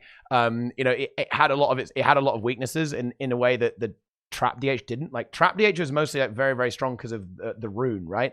And the damage was way too high. But this is kind of like a really difficult thing to balance for that exact reason. Like Firebrand basically got completely caught in the crossfire, even though it wasn't super great at the time. It got eviscerated because Burn DH was so strong. I was going to touch on that earlier. You mentioned that with Mesmers. You were like, yeah, we nerfed Core Mesmer, we nerfed Chrono, and Mirage is still standing. And I was having flashbacks to when there was a period of time about 2 years ago when Sikkim Sniper was running rampant in World v World. Very good. And there, I was playing my newbie Druid, and I was playing around with like a Shouts build. And then they're like, all right, wow, these guys are doing really well. Okay, all Shouts are now commands. Y'all can't use any runes related to Shouts. And it was just like Sikkim Sniper went from here to here. And then like every other Ranger build that was like here just fell off the bottom. I was like, oh, come on. It's like we got nerfed with a blindfold and a shotgun. Just got caught in it. I've had that same feeling. You go back to Firebrand, which actually in World vs. World, Firebrand, they've been trying to come up with a meta that doesn't need Firebrands, and it's just too good of a class that no Zerg will ever run without them. And that's been the meta since Path of Fire. Okay? So it's honestly, there's a lot of ways they could probably try and get the mode refreshing with different builds. But reality is that when you build a class like that, I mean, talk about the burn stacks, right? I mean, the fact that you just put 4 guardians, you don't even need a full like 6-7 guardians. You just need 4 guardians in a Zerg. They'll do enough damage opposing Zerg. That's really where it is on Firebrand. So I think, like, in a sense, they want to try and balance a lot of things, but the fact that I don't know, I think maybe is it fundamentally the class is just hard to balance in the sense that it's either too weak or too strong, because there's never been a in the middle type of build. I feel like for Guardian, it's always like it's pretty up there in terms of like optimal builds, or it's just maybe it falls a little flat. But it's never in the middle of like there's like 8 builds that can compete with it. Yeah, I mean, right? Yeah, this is exactly what I meant. It gets carried by its design. And in World vs. World, I actually want to slightly correct you there. You said that it's been since Path of Fire. This is actually not true. It's since the literally day 1 of Guild Wars 2 is when Guardian's I'm talking been about Firebrand spec in general. Yeah, but I mean, Firebrand you know, but the thing is, in World vs. World, Firebrand isn't as such the problem. It's actually Core Guardian that's way too strong. Like, if that makes any sense, right? Like, Core Guardian is what makes like Firebrand so oppressive, because you have stand your ground, basically, like, and you are the only one who can do this. And you know, there is no other class that can really do this to an effective level. The obvious thing would be Soul Beast, and Soul Beast, you know, it's really funny, like, how strong Guardian is because of the versatility it can provide. It can be like a great healer. It has good CC, right? It has resistance, stability, Aegis, all this kind of stuff, good stuff. It's got so much versatility that it can actually defeat unbelievably powerful mechanics. And if you look at something like Dolyak stance on Soul Beast, it is an unremovable like damage reduction and immunity to movement impairing effects, and you get stability off that as well. And it's still not good, right? Enough to play in World vs. World, right? Like, you can have this ridiculous skill, and it still isn't good enough to actually replace a Guardian in a World vs. World Zerg. Now, a big part of this is because I think ArenaNet kind of chose Soul Beast's weapon very poorly. Because the thing about some of these specs in World vs. World in particular is that it's very hard to make a build, right, for a Zerg, right? Like, people have tried. You can role play as an arrow cart. That's about as close as you can get. But the thing about stuff like Ranger and Thief and Mesmer to an extent here as well, like, Mesmer is still very good in World vs. World, but it's because it has like a few really good skills. You don't have like a full build. Like, if you're playing a Mesmer, it's like a very dehumanizing experience. You're like, oh, you know, they only want me for my utility skills, man. That's all they want. And that's exactly what it is, right? Like, you know, you are basically a walking utility bot. And this is a problem with World vs. World, because it like encourages you to stack things essentially just by the nature of the game. It's like, oh, you know, you want to have the best of this, as much of it as you can. Right? And for a very, very long time, that's been basically Necro and Guardian, because what else can really corrupt boons outside of Necro? Nothing, right? Hey, you know, maybe, you know what? Let's give that to Guardian next X-Pack. Let's go. I'm ready for the Dark Paladin, like 50-man Guardian squads, right? Firebrands combined with 3 Dark Paladins, every single subgroup. Nice. That's what I'm talking about, right? There's the content coming through.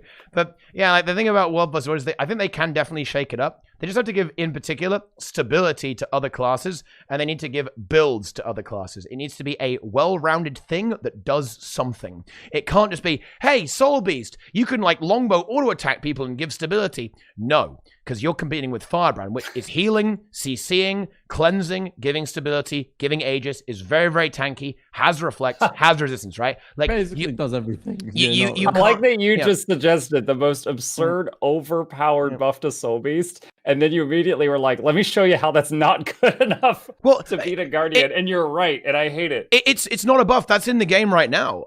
You know, the Dolyak stance thing, that exists. You said stability on auto attack longbow. Oh yeah. Sorry, yeah. Okay, yeah. I mean, yeah, like, even if they did something like that, it probably wouldn't be good enough. Yeah, I mean, like, because you don't have a cohesive build. You wouldn't be able to create a cohesive build like with this. It just isn't good enough. And to be honest, I think they can shake it up. I would really like to see like Soul Beasts be in World vs. World, like, to kind of fulfill the stability role, right? Like, of World vs. World, because that's what's really lacking right now. Ultimately, like, the thing that's really lacking is the stability role. Because if we look at everything else, like damage, you can play Weaver, right? you could even play Thief, right? In smaller scale stuff, like, you know, not as long as it's not like mega crazy, like Staff Daredevil, you're gonna slap people with that, right? You can do that. Even in a like a slightly, you know, in a full on like squad setting, you could do it. It's not as good as it used to be. It used to be very strong in GVG stuff, but you can play that. You know, but. And you can kind of go across the board. Like Mesmer sees play with like Veils and Portals, right? And some other, you know, Gravwell, Focus Pulls, some utility stuff there as well. Obviously, you know, you've got your NG, you know, you've got your Scrapper there to cleanse stuff. You've got your Necros to do damage, right? Your Guardians to heal stuff, right? Yeah. Most professions can actually see some kind of value in a, you know, a decent sized world versus world group. It's just that Guardian in particular and Necro are pretty much, you aren't getting around those, right? You are not getting around those two specs. And Warrior and Rev to an extent too. Like Rev, you know, I didn't mention them because it just goes without saying, right? Like you're not getting around that because of how good they are in this situation. Like Rev maybe a little bit less so because it's more of like me hit you very hard with hammer now rather than anything else. But yeah, like it's difficult. Like I think you know, just, you know, loosening up stability and giving some stab access to other professions will probably be the way to go. But that's a very delicate balancing act because you've got to give it to the right profession, otherwise it's gonna be worse. Yeah, it's also one of the, I guess, problems of having a quote-unquote non-holy trinity is that you kind of want every class in a way playing both a support role that it can support itself and then also a very good role in the fight. But again, there's some things that are done in a way where, you know, one class ultimately takes the entire job of every other class, and the other class is just like, I can do this, and then this one class is just like, yeah, but I can also do the other things that you can't. So it's like, I feel like kind of maybe is one drawback of the Holy Trinity, right? Because you can't maybe try and get everything as balanced as possible without one class ultimately standing on top. And for me, Guardian, personally, I think like Guardian in a sense, you take away stability, you take away any other boon that Guardian does, it feels like this class is meant to do all these. I don't know, maybe it's because like Guardian, for a sense, has been doing this for a long time, but it just feels like you take any other boon from Guardian and it's like, this class, this trait is specifically like this class makes sense on why it has this trait. And it kind of like, again, when you go like, yeah, Ranger or Soul Beast can do stability, but Guardian can do this, and then times the other things, right? It's just the fact that like you feel like Guardian without any of these traits feels incomplete, even though it shouldn't be already overpowered to this point. So. You know, something I'm looking forward to after the patch notes hit is the first time in PvP that a Herald that didn't read the patch notes uses that skill that pulls all allied conditions to themselves and gives themselves resistance. And then they just implode like a black hole. There are going to be some great clips. I'm ready for the clips of that. That's going to be some good stuff. I know that I'm going to accidentally do that with Signet of Renewal, which is like the Ranger equivalent, where they send all the conditions to their pet and the pet gets resistance, and I'm just going to watch the pet just... it's just puff of fur. Like, oh crap, I forgot. So we've been kind of on this balanced discussion. I think we covered some pretty much summary of what we all thought about this. I think if we just made a podcast on balanced discussion alone, that's like 5 hours. So to kind of just, you know, get into the next topic of the podcast, what do you guys feel like the roadmap ending towards End of Dragons, and really what are some of the features or maybe some things you speculate will be talked about in the July 27th announcement on Guild Wars 2 stream? What do you think we expect to see? Like full Path of Fire levels of like they revealed everything in that one stream, or do you feel like they'll release something but then there's more up and coming things down the line? Because there's either they drop everything in one go or they build up towards it to the expansion. And what I've would got you guys think? two guesses. One is maybe elite spec teasers, like unfinished elite spec ideas and stuff. And the second is whatever the new, how can I explain this? Hot had gliding, Path of Fire had mounts, EOD has a what? Cash cow! Ow. No, that's already there. It's the gem store. The new thing. Yeah, I mean... Or are we all just going to get like trucks? Yeah, I mean, like, yeah, for sure. I mean, that's exactly what's going to happen. I mean, I think we're going to get even more than that. I think we're talking release date. We're talking, we're talking elite specs. They're going to probably drop them in. They even actually, again, they did actually allude to this a little bit in the roadmap. They say that around that time, you're going to be hearing about the EOD beta, which is exactly what happened with Path of the Fire. We had this Path of the Fire beta where they let us play the specs in the game, like in the live game, right before things are going to test them out and try stuff out and make a little beta character and make whatever you want and play, play that kind of stuff. So I think you're going to get info about that. They're going to tease all the specs. They're going to do a little story teaser probably with like a bit of a cutscene. We're going to see a lot of shots of, the pretty weeaboo architecture, right? That's going to be fun. There's going to be loads of crazy stuff, right? They're going to go berserk, right? Like ArenaNet's going to go berserk. I think they're dropping almost everything. Not Asianic, not cultured, but the weeaboo architecture. Yeah. Yeah, they're dropping all. Seriously, I think they're dropping everything on July 27th. Again, I don't know for sure, but I think we're not looking at a long period of downtime here. I think this whole lead up there is extremely calculated. Like ArenaNet,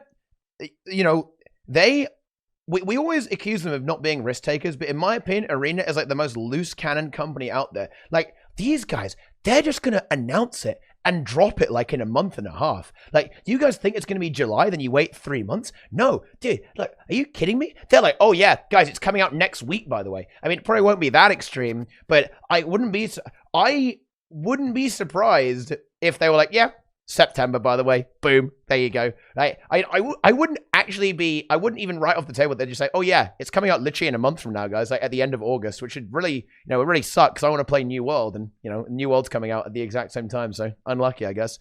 But like that, that I wouldn't be surprised if they did that. Like I'm guessing September is going to be the release, but if they said, oh yeah, by the way, it's coming out in 28 days, I'm like, oh yeah, okay, that's that, yeah, I expected that. That's ArenaNet. It's going to be big. Right? It's going to be their big PR bomb. They're going to drop that bomb, and I think that's to kind of defend ArenaNet's I'm having marketing. deja vu. I feel like we had this conversation last year, and you guessed July, and I guessed December 31st because I was a naysayer, and then now it's 2021. So should we just say the same things again? Yeah, I mean, it's like it basically is. But here's the thing, right? They've been announced April of last year that they were in development, right? And we talked about this was the same question last year, right? Like, how far are they in the development stage from that announcement, right? And we said, Mukluk, I think you said they should at least have been 2 months in it, or at least there should have been 1 or 2 months that they already started. Right? Otherwise, they wouldn't have announced something that they haven't even begun on. So assuming that they were already working on this from March or Feb of 2020, right? And you can even argue this was under the works in January or maybe something, right? I would say it wouldn't be surprising, like Teapot says, if it's like, oh, you know what, it's dropping on the anniversary, or it's dropping in a month from now, or from the announcement, or 2 months from now. Well, because they've had significant time to develop this expansion, right? The only other time we've seen this was with Heart of Thorns, which they probably gave about a year as well in development, and Path of Fire was probably less than a year. So I wouldn't be surprised, like Teapot says. And I think, honestly, this year is a must for them, right? Because you have New World, you have a lot of other games that are trying to release in the same time frame, and if you release in 2022, chances are people are just already more integrated into the new MMOs that are coming out, and they need this time frame to compete and attract and give a reason for people to just stick around in End of Dragons and then build after that kind of thing. I don't know when they're planning on doing that Steam released, but that will be really big as well whenever they get around to that. Yeah, probably after the expansion. Steam release, I think they're gonna fix all the things that might not be quite right with the expansion, then say, oh yeah, game's on Steam, by the way. That will be my guess, I think. With that will be big. Like a Terra, Black Desert Online, that Star Wars one, I forget the name of. All of their populations more than doubled when they went to Steam, and free-to-play players could give it a try. So I think that will be really big as long as they prepare the servers for it. Yeah, I think so too. I mean, if there's anything that is really, really robust and reliable about Guild Wars 2, it is actually the servers, funnily enough. So we're in good hands there, I suppose. We are in good hands in that regard. I mean, it's, I feel like with the expansion features and the things that they could maybe offer to kind of hook players into the expansion, someone was saying, what kind of game-changing features can they do, right? And if you look at Heart of Thorns, Heart of Thorns had gliding and the mastery system, which is, I guess, a game-changing feature into the game. Probably the biggest game-changing feature was Heart of Thorns, just because it's the original expansion that built the mastery point system. And then you can look at Path of Fire, and mounts was the game-changing feature for that, right? That was the feature that kind of has changed the way we play Guild Wars 2 now, right? So, what possible things can they really do in End of Dragons? I don't know what other game-changing feature they can do besides, at this point, maybe a new class, which I don't think is possible, or a new race, which, again, they either make the race have its own playable starter zones, or the race starts at level 80. And I think that's really the only game-changing feature. I could be mistaken. If there's something you guys think is more game-changing than that, let me know. But it's just based on what they can add to just enhance the game in that level. It's very, player housing, better engine. The thing is, player housing, I don't think it's to answer someone in chat, player housing, the thing is, we have guild halls in a sense and home instance, and I feel like player housing would kind of just be a feature. Yeah, but I think we know that when someone says player housing, they mean a customizable home instance. They mean like a home instance with the guild hall tech in it where they can move things around. That's probably what they want. You just work on guild halls to be, I guess, better. But then they have to make friends, Guild MO. Well, then Arena have to actually talk about guilds. I mean, look, that is a dirty word here. I'll have you know. Okay, like it's those things that are warring each other, right? Yeah, I believe so. I think so. I think there may be a few of those. I think when you have a conflict like that, I believe you call it GVG. But that's ruining world versus world, so we certainly can't have any of that. But yeah, no. I think player housing is probably my guess as well. I mean, again, Arena is crazy. Weirdly enough, I would not have predicted mounts, because it's like, we have waypoints, guys. Why do we need mounts? We don't, right? But yeah, like Arena, we're like, yeah, we're gonna do mounts, and I would probably say that player housing is like my best guess, but who knows what it's gonna be. I think player housing, by the way, would be very, very lucrative, because ArenaNet found out very quickly that mounts are extremely lucrative, right? It was, kind of like the backbone of a lot of the financing for Path of Fire, and there will be a feature like this in End of Dragons, and yeah, that's what I would predict it to be. But in terms of like gameplay hook, okay, look, can we not talk about this? Right, okay, I'm getting mad now, right? I'm getting mad because, wait, you're saying like, oh, what's going to hook them into the game? What about the fact that the game's actually good, right? Like, can we talk about them for a moment? Like, what features, right? Yeah. When I well, say who cares? Hook, I don't mean one thing that will hook you into the game. I mean, like, why do we need that? Like, is the expand, like, HOT mastery, POF kind of mounts. What's another? Who cares about that stuff? Like, who's like, oh yeah, guys, I play Guild Wars 2 for the mastery. It's like, dude, no one says that. Like, yeah, see, like, he's laughing, right? Statement. He's going crazy. It's Comedy Central. Like, oh my god, Icebrood Saga, okay. Raven. Yeah. Oh, yeah. I got it. Oh, it's so good. No, I mean, I don't think you need to like really worry about features too much with regards to this. I mean, no, I'm joking. I'm not actually mad. Okay, I love you. What do you know that? Okay. No, I know. Yeah, I love you. And hand over your Chak egg sacks. But yeah. No, it's just that yeah. I don't think they really need to worry about this stuff. Like, in my opinion, the biggest selling point of Guild Wars 2 is that it's one of the only MMOs that actually has good gameplay, right? Like, other MMOs, like, oh, I'm going to cast my fireball, guys, right? Oh, wow, so much fun. In Guild Wars 2, you can dodge stuff. It's much more mobile. It's way more dynamic. There's loads of buttons to press. Like, you can do way more. Like, you're not often playing one role, right? You can be like a hybrid class. The game is very, very pretty, right? The game, it's good, right? It is a good video game. There's a lot of activities. There's no downtime, right? There's no annoying grinds and like stuff like that. I mean, there are some time gates, but we don't talk about those. But yeah, like you don't need like these big features like to play the game, in my opinion. I think ArenaNet should really focus on what they do best, which is making a very, very good video game that's very ahead of its time mechanically. It's exactly what Guild Wars 2 is. I mean, look, can you guys believe this? Like, what's the competitor to World versus World? In ESO? You mean in like other MMOs? Yeah. Maybe I ESO? know ESO has something similar. I would Black say, Desert Online comes to mind with their I think World vs. World, in a sense, like did it better than other games. Someone's saying Conqueror's Blade. Yeah, but not really. Where is that game? Very, like very small scale. Yeah, like where is that? Like, yeah, who Megalul, right? That's what that is, okay? Like, and yeah, you can talk about BDO. Listen, okay, BDO is a mob grinding simulator, and then sometimes someone kills you, right? Like that is what that game is. It's a fun game, right? But like to say that it's like a really big part of it is like this kind of like large scale PvP. I think it's a little bit disingenuous. You go and watch a lot of BDO streamers, they're running around in circles like grinding mobs like it's fucking PoE or something, you know? Like that's what's going on. In that kind of true. It's like I feel like it's the most coordinated guilds in BDO that actually do the node wars with like the war elephants and stuff, and that is cool to watch, but it's a minority. It's I think in terms of the game mode that like that what Teapot's trying to get at is the game mode itself, competitive game mode of servers that really hasn't been implemented anywhere else really good. Like this game probably does it better, and again, it also maybe it also kind of goes back to the fact that in a sense, Guild Wars 2, in my opinion, has the best and best game game combat mechanics out of all the other MMOs. It's just once you play Guild Wars 2, you find it so hard to kind of go to other MMOs, right? Like you go back to World, you go back to World of Warcraft, you go back to BDO, and honestly, it's just kind of be like, I can't play this anymore because Guild Wars 2 has really spoiled us with a very, very fluid combat game system.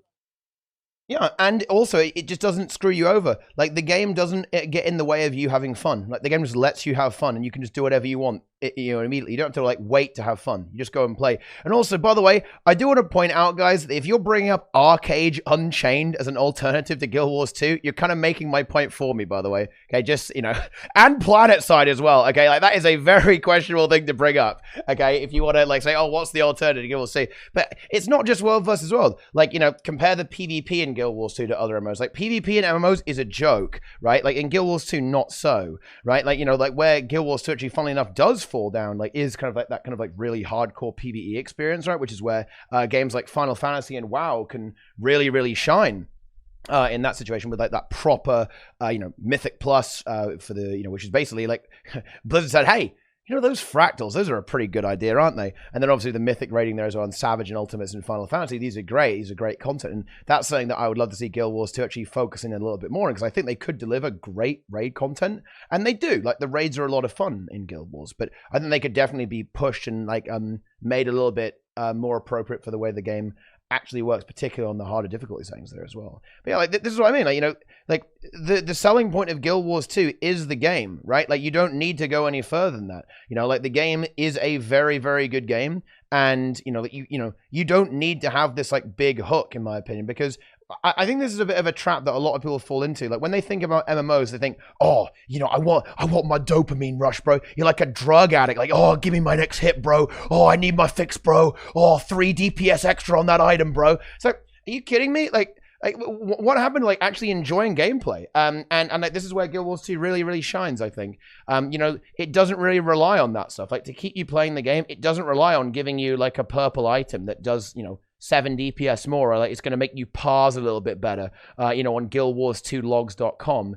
Like everything that the game does, it's there for you to engage with if you want to and have fun. And, I think that's what, if I was going to advertise Guild Wars 2, if I was going to make the video that eventually, or I've been running from it, guys, right? Okay.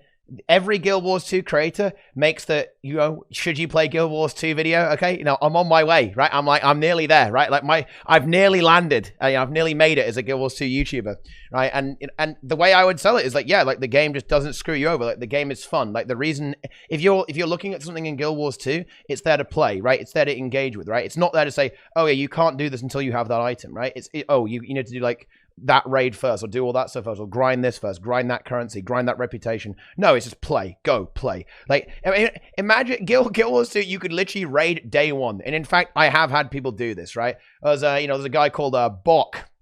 Well, he's kind of famous on my stream, and he was level 80 warrior. I'm sure he's seen stuff like this, Muk as well. And, this is going to be a good tale. And he made his way to the aerodrome day one. He's like 100 AP, right? He's in full soldier's gear, and he's like, you know what? He joined my Veil Guardian training run. Okay, and obviously he had 2k toughness, so no one could tank. I made him strip naked. Okay, and he killed Someone Veil Guardian for future use, right?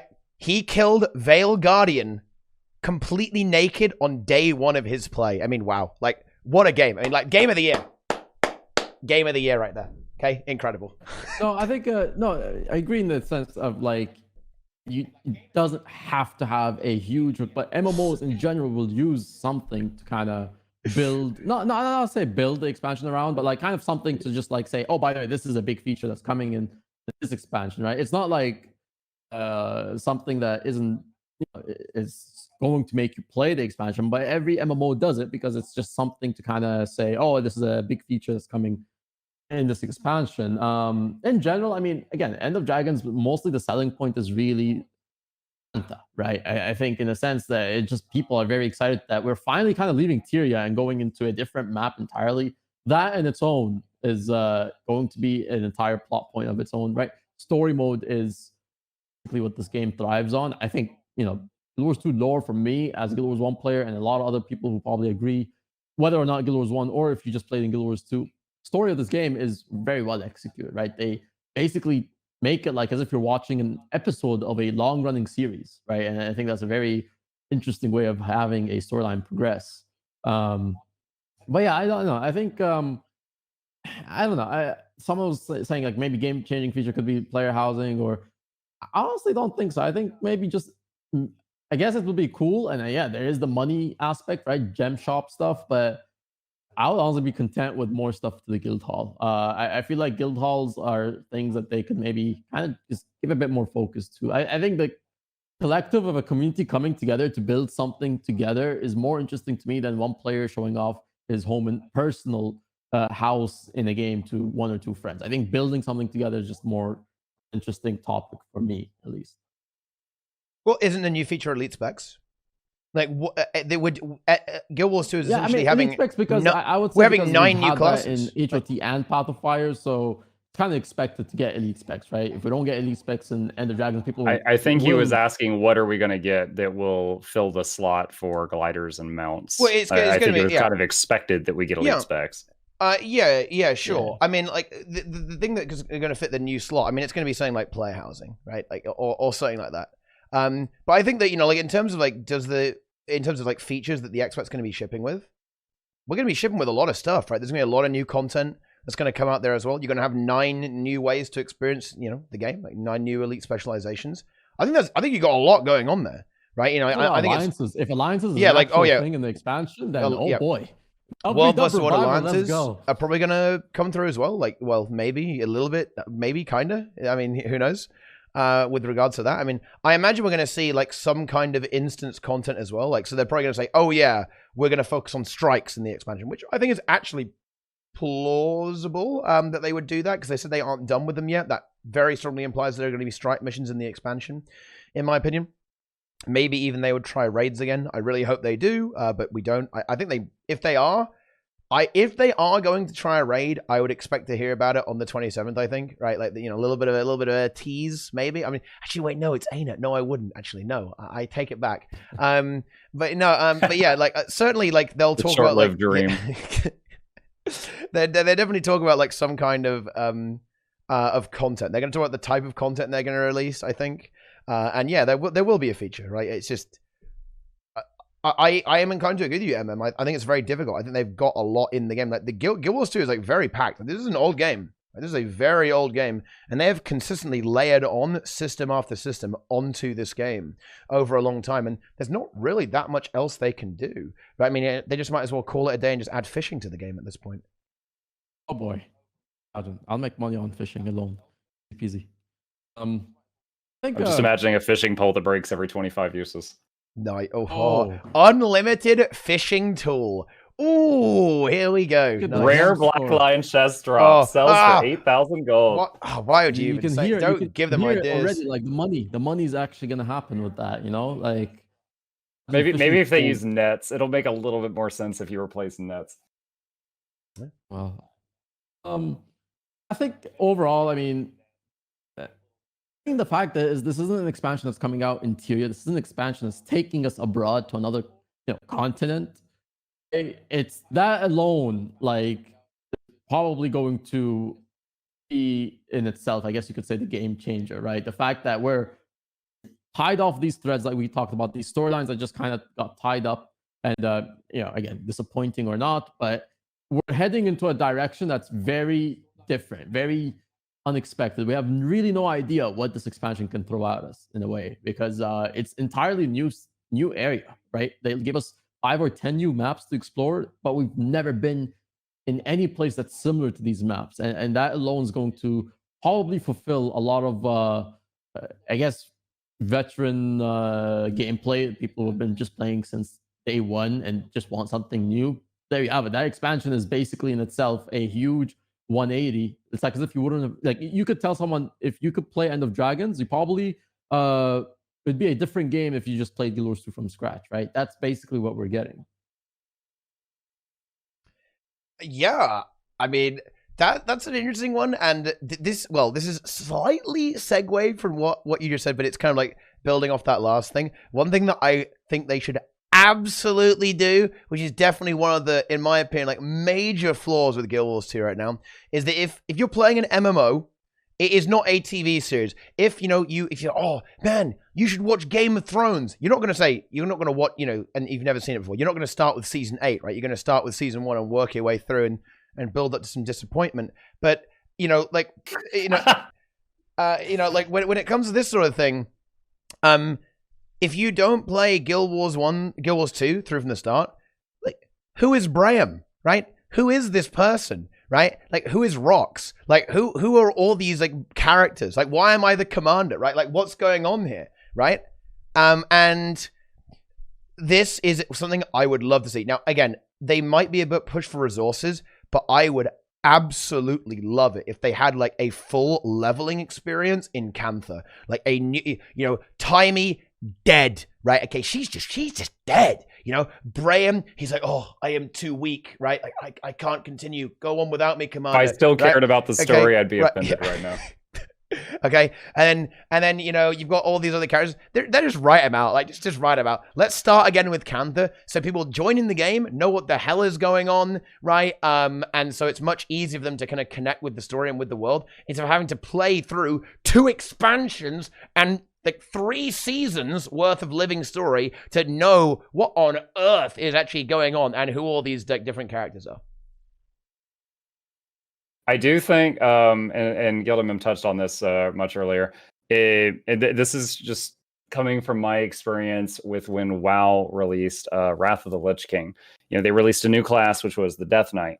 And the Death Knight it didn't make any sense in the story for them to be in the newbie zones. So the Death Knight started at level 50, but you could only make one if you had already leveled a character to 50 in the past, and then that option unlocked. And I honestly don't think ArenaNet is going to make a new class or a new race, but they totally could if they follow something like that. Like, for example, you can make one of the Tengu that everybody is going cuckoo for Cocoa Puffs for, but it starts at level 70 in a 70 to 80 zone in Cantha, but you have to have had a level 70 in the past. Something like that would not be very difficult, and then just make it so that character can't play the core story, and you wouldn't have to go back and voice act the old lines with a Tengu voice actor or anything like that. I think if they introduce a new race, it should start at the expansion. It should never be, because they basically have not been part of the story anyway, right? So why should they have to rework everything? So yeah, and I agree with that. Like, if it starts from only that moment and onwards, not before. Which is what they did in Guild Wars 1. You could make a new character and factions in the faction storyline. The thing is with Guild Wars 1, the expansions, or as they call them, campaigns back in the day, is they were all kind of standalone, and then you just kind of had the main characters from each campaign appear or not appear sometimes. Like, there were some NPCs from Guild Wars 1 who appeared in the next expansion, which was factions. But if you played only factions, you would not have missed anything. You wouldn't have been like, oh, who is this NPC? Because they kind of just introduced them in a way where it's like, oh, this is a friend from a long time kind of thing. And so it's just like you just didn't know what Menlo did in his college days, but it wasn't a big deal.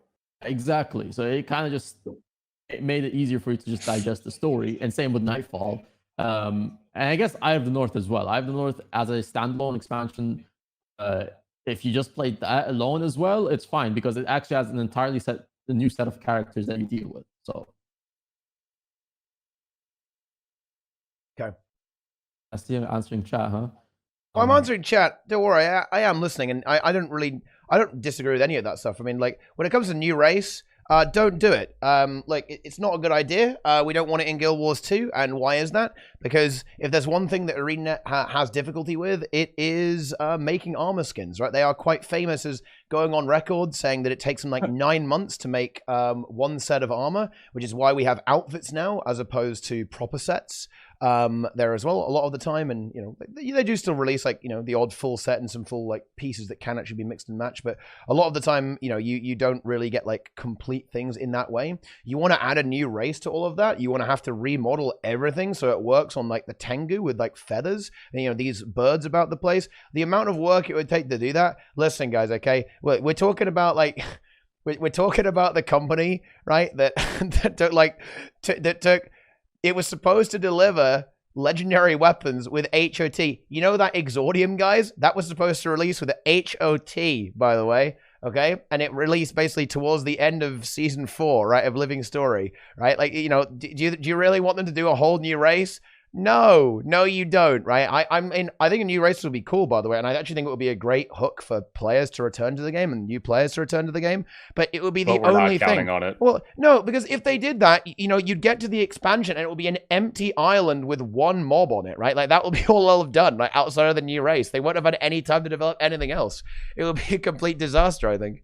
That's also kind of why, like, if they did develop the race, it has to start at level a very close max, like either level cap or at like close to level cap, because it would be a waste of 3-4 maps dedicated to a race and then the other 5 maps that are only dedicated to level 80 zones. You miss out on providing more content you can do for the existing races and the existing storyline, rather than cut it through with a race that takes up half of the expansion's development.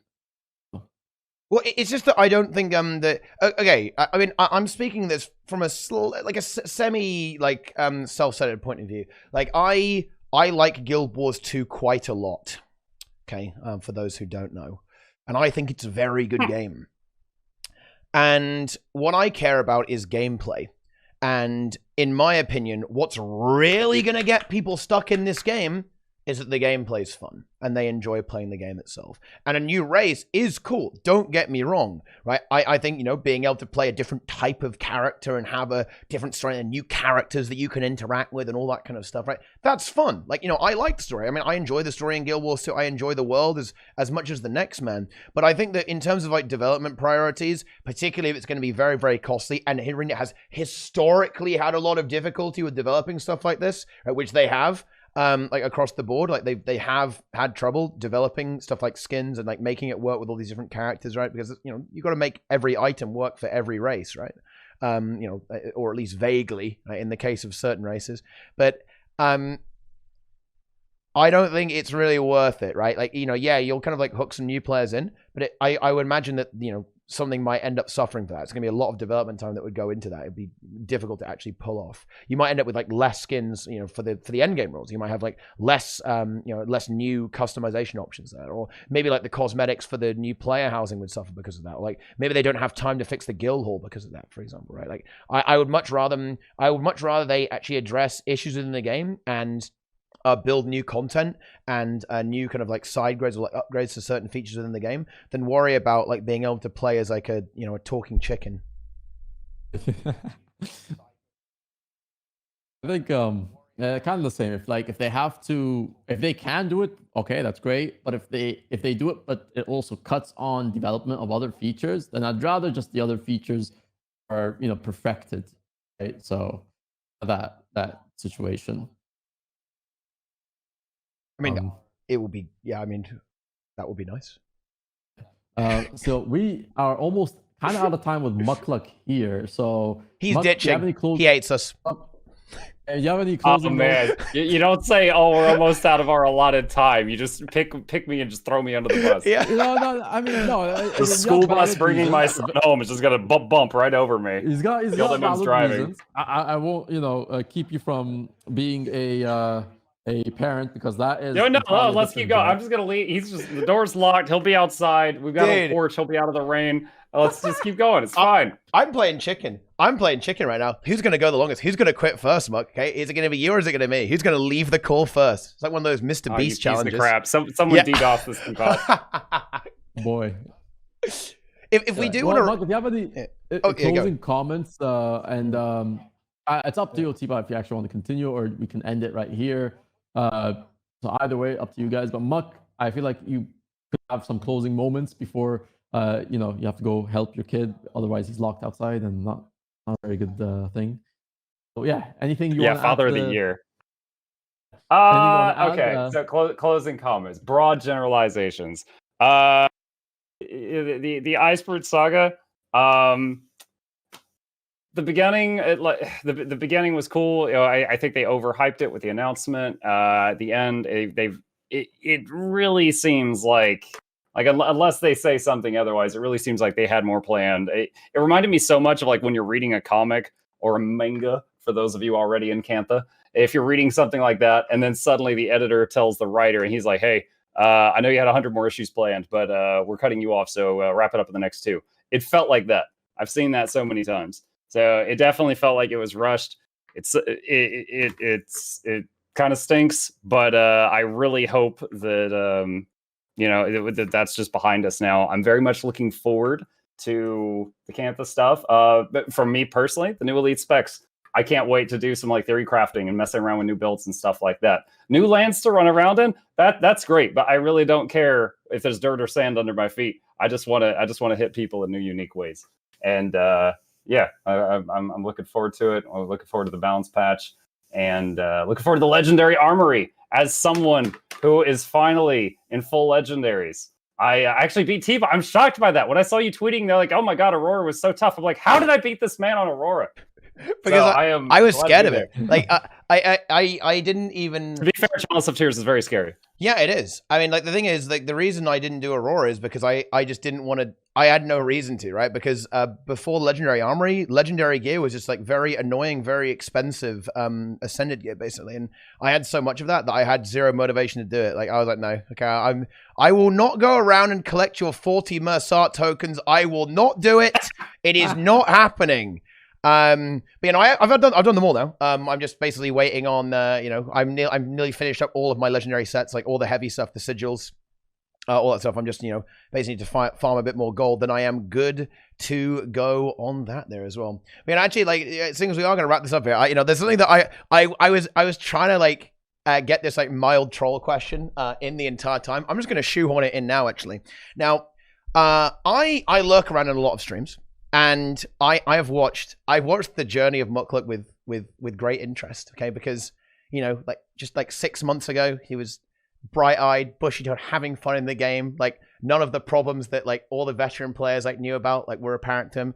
And now I'm a jaded top trying to get attention. And now he's one of us, guys, okay? Now, I honestly, there was this moment, okay? And it's weird because you actually, it was after our first podcast, and you were in Mistlock Sanctuary, right? And I was weird because I was like listening. I was like just doing my thing. And then I hear you mention my name. I was like, whoa, what's going on here? Is he about to talk some shit? Right? But obviously, no, he wasn't because he's a very nice man. But... and he basically was like, oh yeah, like it was after a concert. It was actually it was about Whisper of Jormag actually, because you just done Whisper of Jormag and it completely broken as usual. And you were talking about how like you reported it and nothing happened, right? And you kept reporting it and nothing happened, right? And there was this like big moment. I was like, oh yes, he knows. He's become enlightened to Guild Wars 2. He knows. I was like, drinking my salty beers. And I'm just curious. I would love to know from your perspective, actually. What do you think are the biggest issues in the game, and what do you and your audience like kind of butt heads with in Guild Wars 2 on a regular basis? Because obviously you have a lot of new players in your audience, and I suppose in a way like you yourself are to an extent a new veteran, right? You're a new veteran player, kind of breaking onto the scene there, being a little bit more of a hardcore casual these days, like the rest of us. Like, what's your take on that? Like you, I brainwash my audience, so I don't butt heads with them at all. We agree on everything. But what I have convinced them all to believe is, like, Guild Wars 2 is a great game, but I no longer have the illusion that I have any control over it. I feel like I'm just along for the ride, and I'm riding it, and I'm enjoying it, and I am making content for it, and it's great.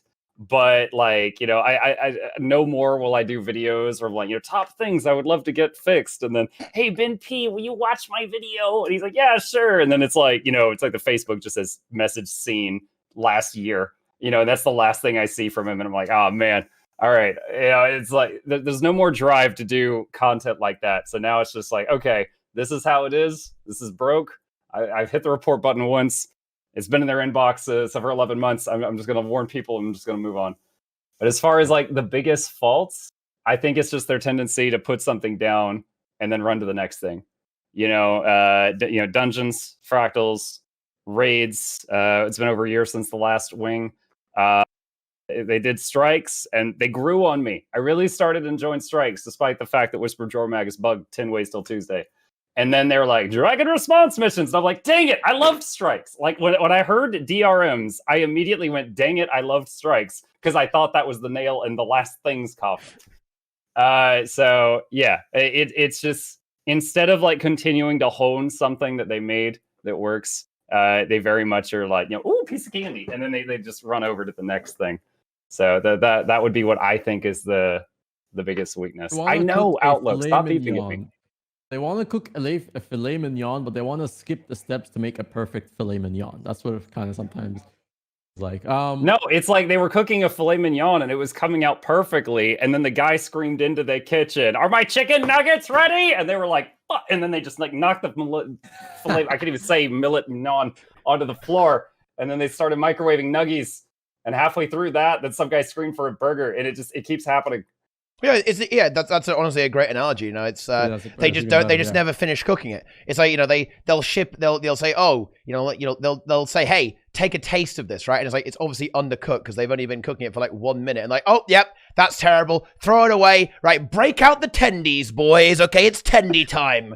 And yeah, that's exactly what the ArenaNet has a tendency of doing. I would completely agree with that. Like, I think it's no surprise to me that you have reached that conclusion. The wrinkly brain is here, but I think that will be my troll question there for the end of the stream.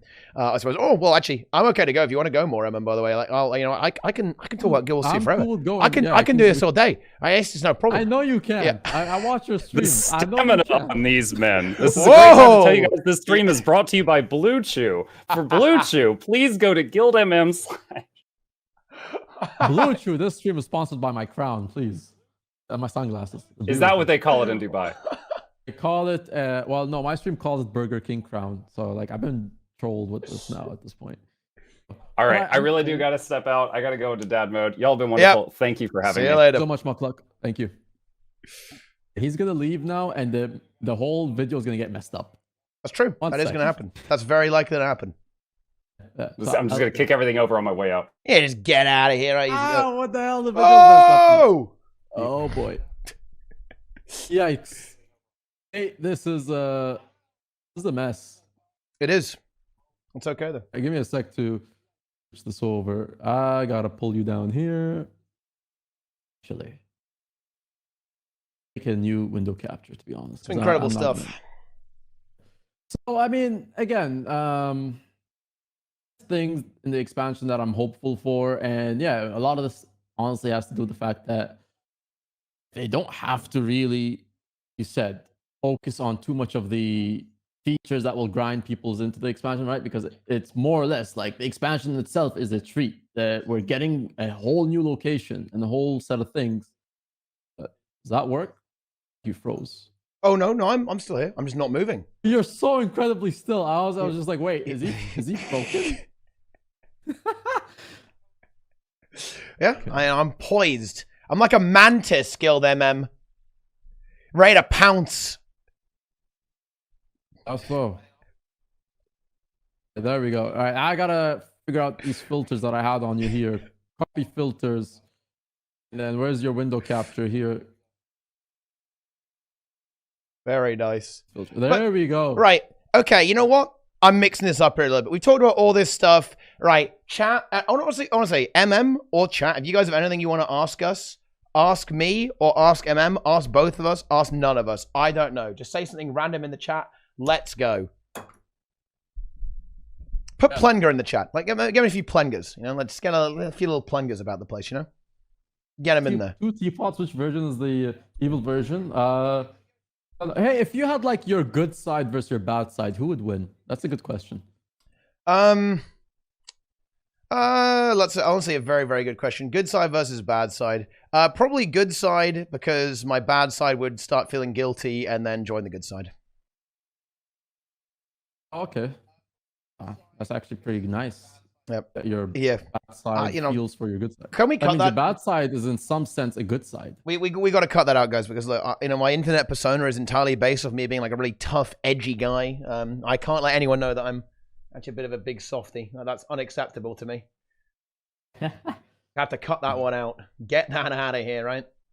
Now the time to buy alt accounts. I would say wait for sales. You'll expect a lot of sales happening soon. That is really the time. Whenever you see $15 Path of Fire and HOT, buy You like missed 5 it. accounts. You missed it. Should have bought it, guys. There was a sale May 1st to May 5th. It was actually very funny. Mella, he was saying, "Oh yeah, bro, this sale starts today. Yeah. Oh yeah, I'm gonna buy some alts. I'm gonna get some alts going there. Fund my, fund the guild bank. Fund my account." And yeah, he actually he misread it, right? He thought it started on the 5th, and actually started on the 1st and ended on the 5th. There, that was quite funny actually. But yeah, alt accounts definitely worth buying because they are literally infinite gold. If you know you're going to be playing the game for like a year, I'd highly recommend getting a few.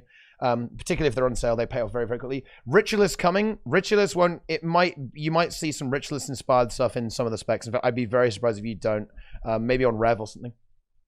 I would say there'll be. I mean, it would be probably more like bits of traits or maybe like a skill or two. But I wouldn't expect a full Ritualist specialization. It would probably have to be in some form of a mix of something. I just don't see a full spec. Who would win in a beetle race, Teapot or MM? I just pay him to lose.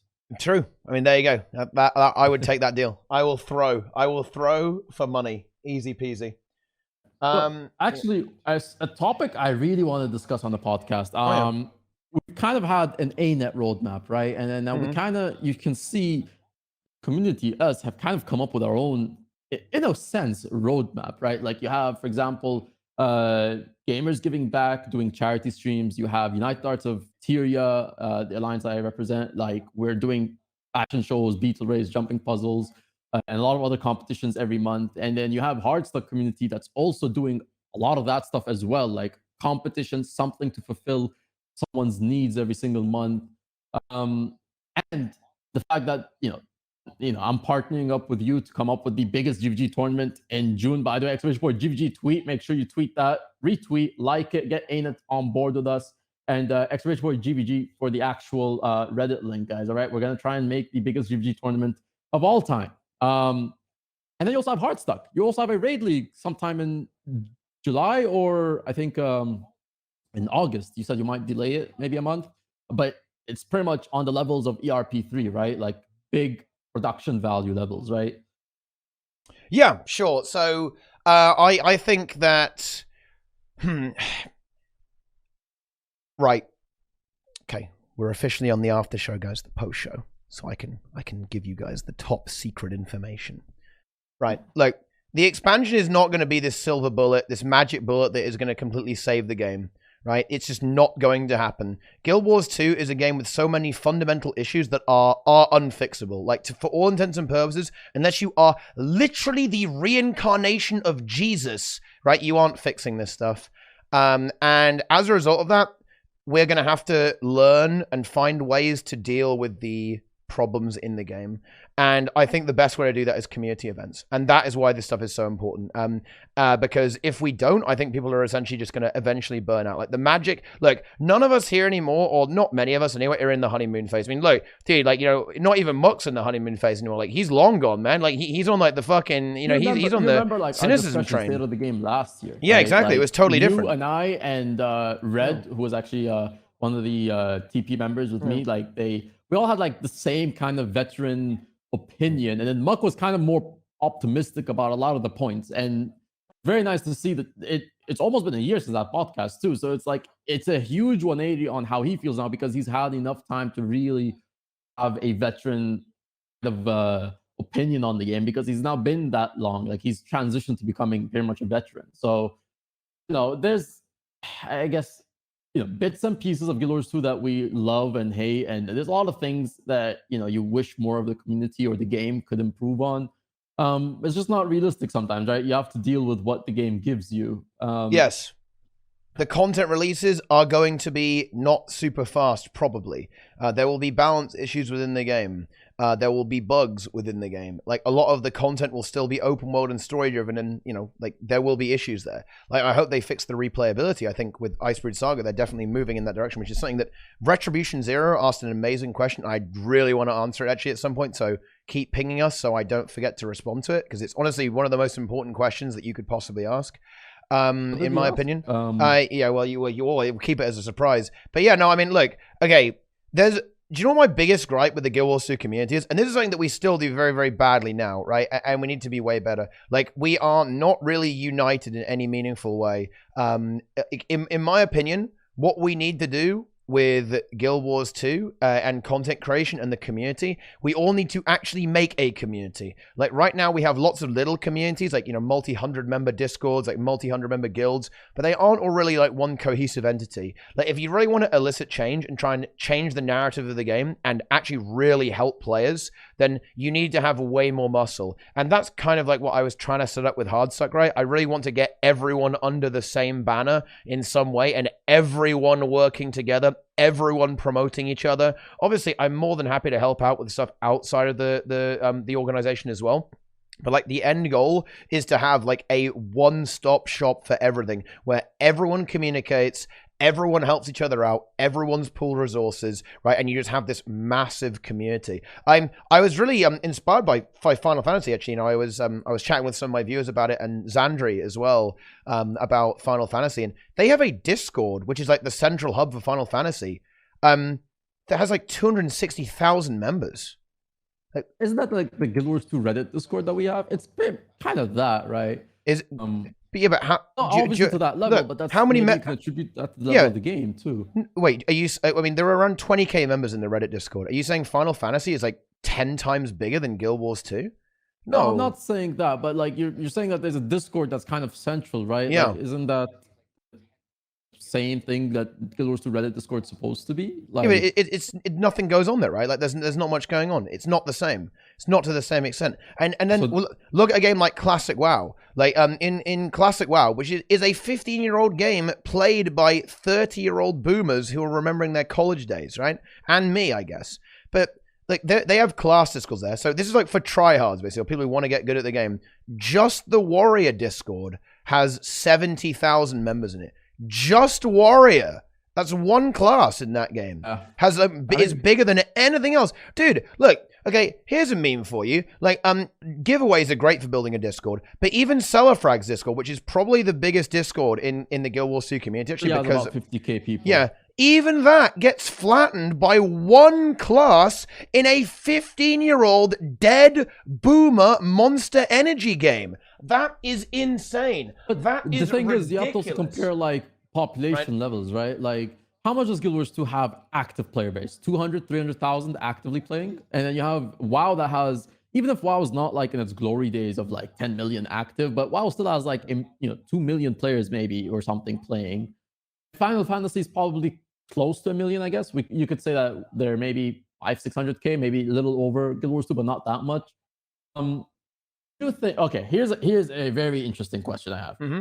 Do you think that there is a negative to the point that Guild Wars 2 communities try to do their own thing versus, of course, that is a negative in its own, but do you think it's a negative that there's too many individual communities, or do you think those communities are not maybe interacting with each other enough, like collaborating at least in some level? It's not a negative. It just means that you're weaker. I mean, like, that's the ultimate thing there. Like, it's fine the way that it is right now. It's not like bad. Like, I'm perfectly happy to collaborate with other people. I think it works really well as long as we communicate with each other. I just think it can be way better if we all work together, like, in a more cohesive manner, right? That's the thing. And like, yeah, you can do this, but the thing is, you're going to be having a lot of little minor effects, right? As opposed to having lots of major effects. If everyone coordinates and everyone pushes in the same direction, it's way better. Like, right now, and for the not right now, but like for the history of the game, everyone's been pushing in their own direction, and like without any kind of like central thrust. This means that it's very actually hard to elicit any kind of change regarding the narrative of the game or the community of the game. It works, it's fine, but I don't think it's optimal. I think it's suboptimal the way we go about some of this stuff. Yeah. Here's the thing. I mean, in a sense, here's why it feels like that, maybe because I think while you have good points, each community carries the game in its own way because they're very kind of secluded from each. For example, Hardstuck, right? A huge community of gamers, all with a passion. You've linked a lot of streamers in the community, but Hardstuck is still its own side of the game. Then you go to, for example, the Guild Wars 2 Reddit Discord. That's in its own side of the game. You go to the Overflow Trading Discord. That's also very doing its own thing, right? Each community kind of does its own thing, and maybe the collaborations could be done better. But I feel like a lot of people try to do things and they want to do it themselves rather than share, I guess, the participation with. I don't know if that's a problem, Correct. But like, yes, if it is a problem, then for example, right, I have Yes. this GVG tournament that I'm working on, right? I could have probably just done this myself, and I could have probably just tried as much as I can to get other people, my own circle, involved as much as I wanted to, right? But it serves no benefit. And when I already have people I know can help me organize this the way I need it to be, right? To the level, the standard that I want it to be. And this is why, for example, I approached Roy, right? Because Roy knows I had the passion to do this tournament and he has the same passion. What does Roy bring to the table? He brings Hardstuck to the table. I have two basically communities that merge like that. This is probably going to be a tribute to the success of the tournament, right? And the same with Masters of the Arena. Masters of the Arena had a huge amount of commitment from Hardstuck or Illusion Elitists at the time. But when I came in and you told me, like, can you introduce the Barons to this type of contest and let's get some big prize pools going? I mean, we saw what we were able to do there, right? Like, so I think there's like bits and pieces that work. It's not happening maybe enough. Right, it's not enough of it. But yeah, you just basically said what I see. I mean, you completely agree with me, right? Like, yeah, you're right. It turns out that when everyone works together, like in the same direction, it's really good, right? Yeah, like I completely agree. Yeah, that's the whole point. Like, and yeah, you can do that like without a close level of integration. But I think with a closer level of integration comes a greater level of effectiveness as well. Like this is fine, but like to a certain extent, like we are kind of fumbling around in the dark. I think we should like the end goal should always be to be as cohesive as possible, particularly when the community is as small and as fragmented as it is. Like yeah, if you've got like a giant like mega community, that's fair enough. Then you don't really necessarily need to like work with other ones. And by the way, you're absolutely right that Hardstuck is its separate thing, but we don't want to be. Like we are, I will be actively sharing my resources with everyone who wants them. Basically, I'll be sharing anything. For example, like Rom is not as such a part of a Hardstuck, but I'm just gonna, we're gonna power his tournament as well and like get stuff organized there for him as well. Like yeah, like that's not the way we want to go about this. Like we want to go ahead and say, oh yeah, like we'll help anyway. If anyone is welcome, like like we want to get involved with what you're doing. Let's talk about it, right? Like let's join in, right? Yeah, like we actively try and prevent this from happening. Like if people want to get something, we want to enable it as well. This GVG thing is kind of in that similar sense, right? Like I'm trying to work on something, and you guys are gonna help me supporting the tournament in a capacity that allows me to deliver to the way that both of us have a commitment to trying to make sure something is done very well, right? And the same with I think you even supported what's his name, the person that did the I think it was like a streamers PvP tournament. I caught a bit of it last week. You were commentating with someone, you were casting so it's a lot of these bits and pieces that work together. Yeah, and we need that all the time. That needs to be every single event. Like every creator needs to be on board with this because we are so much greater than than the sum of our parts. Right, when we work together in this way, like that is how you can actually have a really big effect on the community with everyone pushing together. It's not like Lord Hardstuck, Lord Teapot, we bow down before you. No, that's not the point. The point is, it's like we are all in it together. Like this is our game, and we're gonna push it. We're going to help Guild Wars 2, and we're pushing in the same direction in a coordinated fashion, and everyone's on board and everyone's invited. Like that's the idea. It's not like, oh, you're going to have to get like a Hardstuck tattoo on your face. No, quite the opposite. I'm not into that stuff. I don't like repping guilds or stuff like that. No, like do as much or as little as you want, but do it in the same direction and do it together, right? I don't want to take over anything, right? Like, I don't want to like be telling people what to do. Quite the opposite. One of my least favorite things actually is telling people what to do.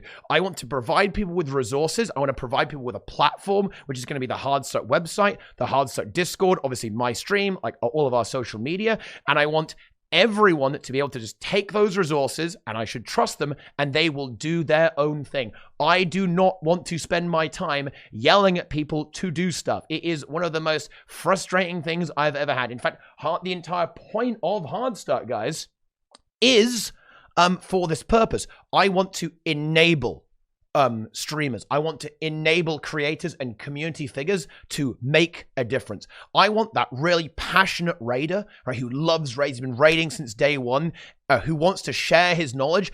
I want to provide a platform to that player. I want to give, the PvP player, like maybe there's a PvP player. She's been grinding out. She's legend rank, like plays in all the daily ATs. And now she wants to give back to the community and maybe run some in-houses, right? And run that. And I can provide the platform, and we can provide gold and prizing for that. Like, oh, someone wants to run a world versus world tournament, like a jumping balls tournament, a fashion contest. Great. You can do that. There are loads of people who I think would actually like the idea of stuff, but they don't know where to start because they don't have the resources and they don't have the platform.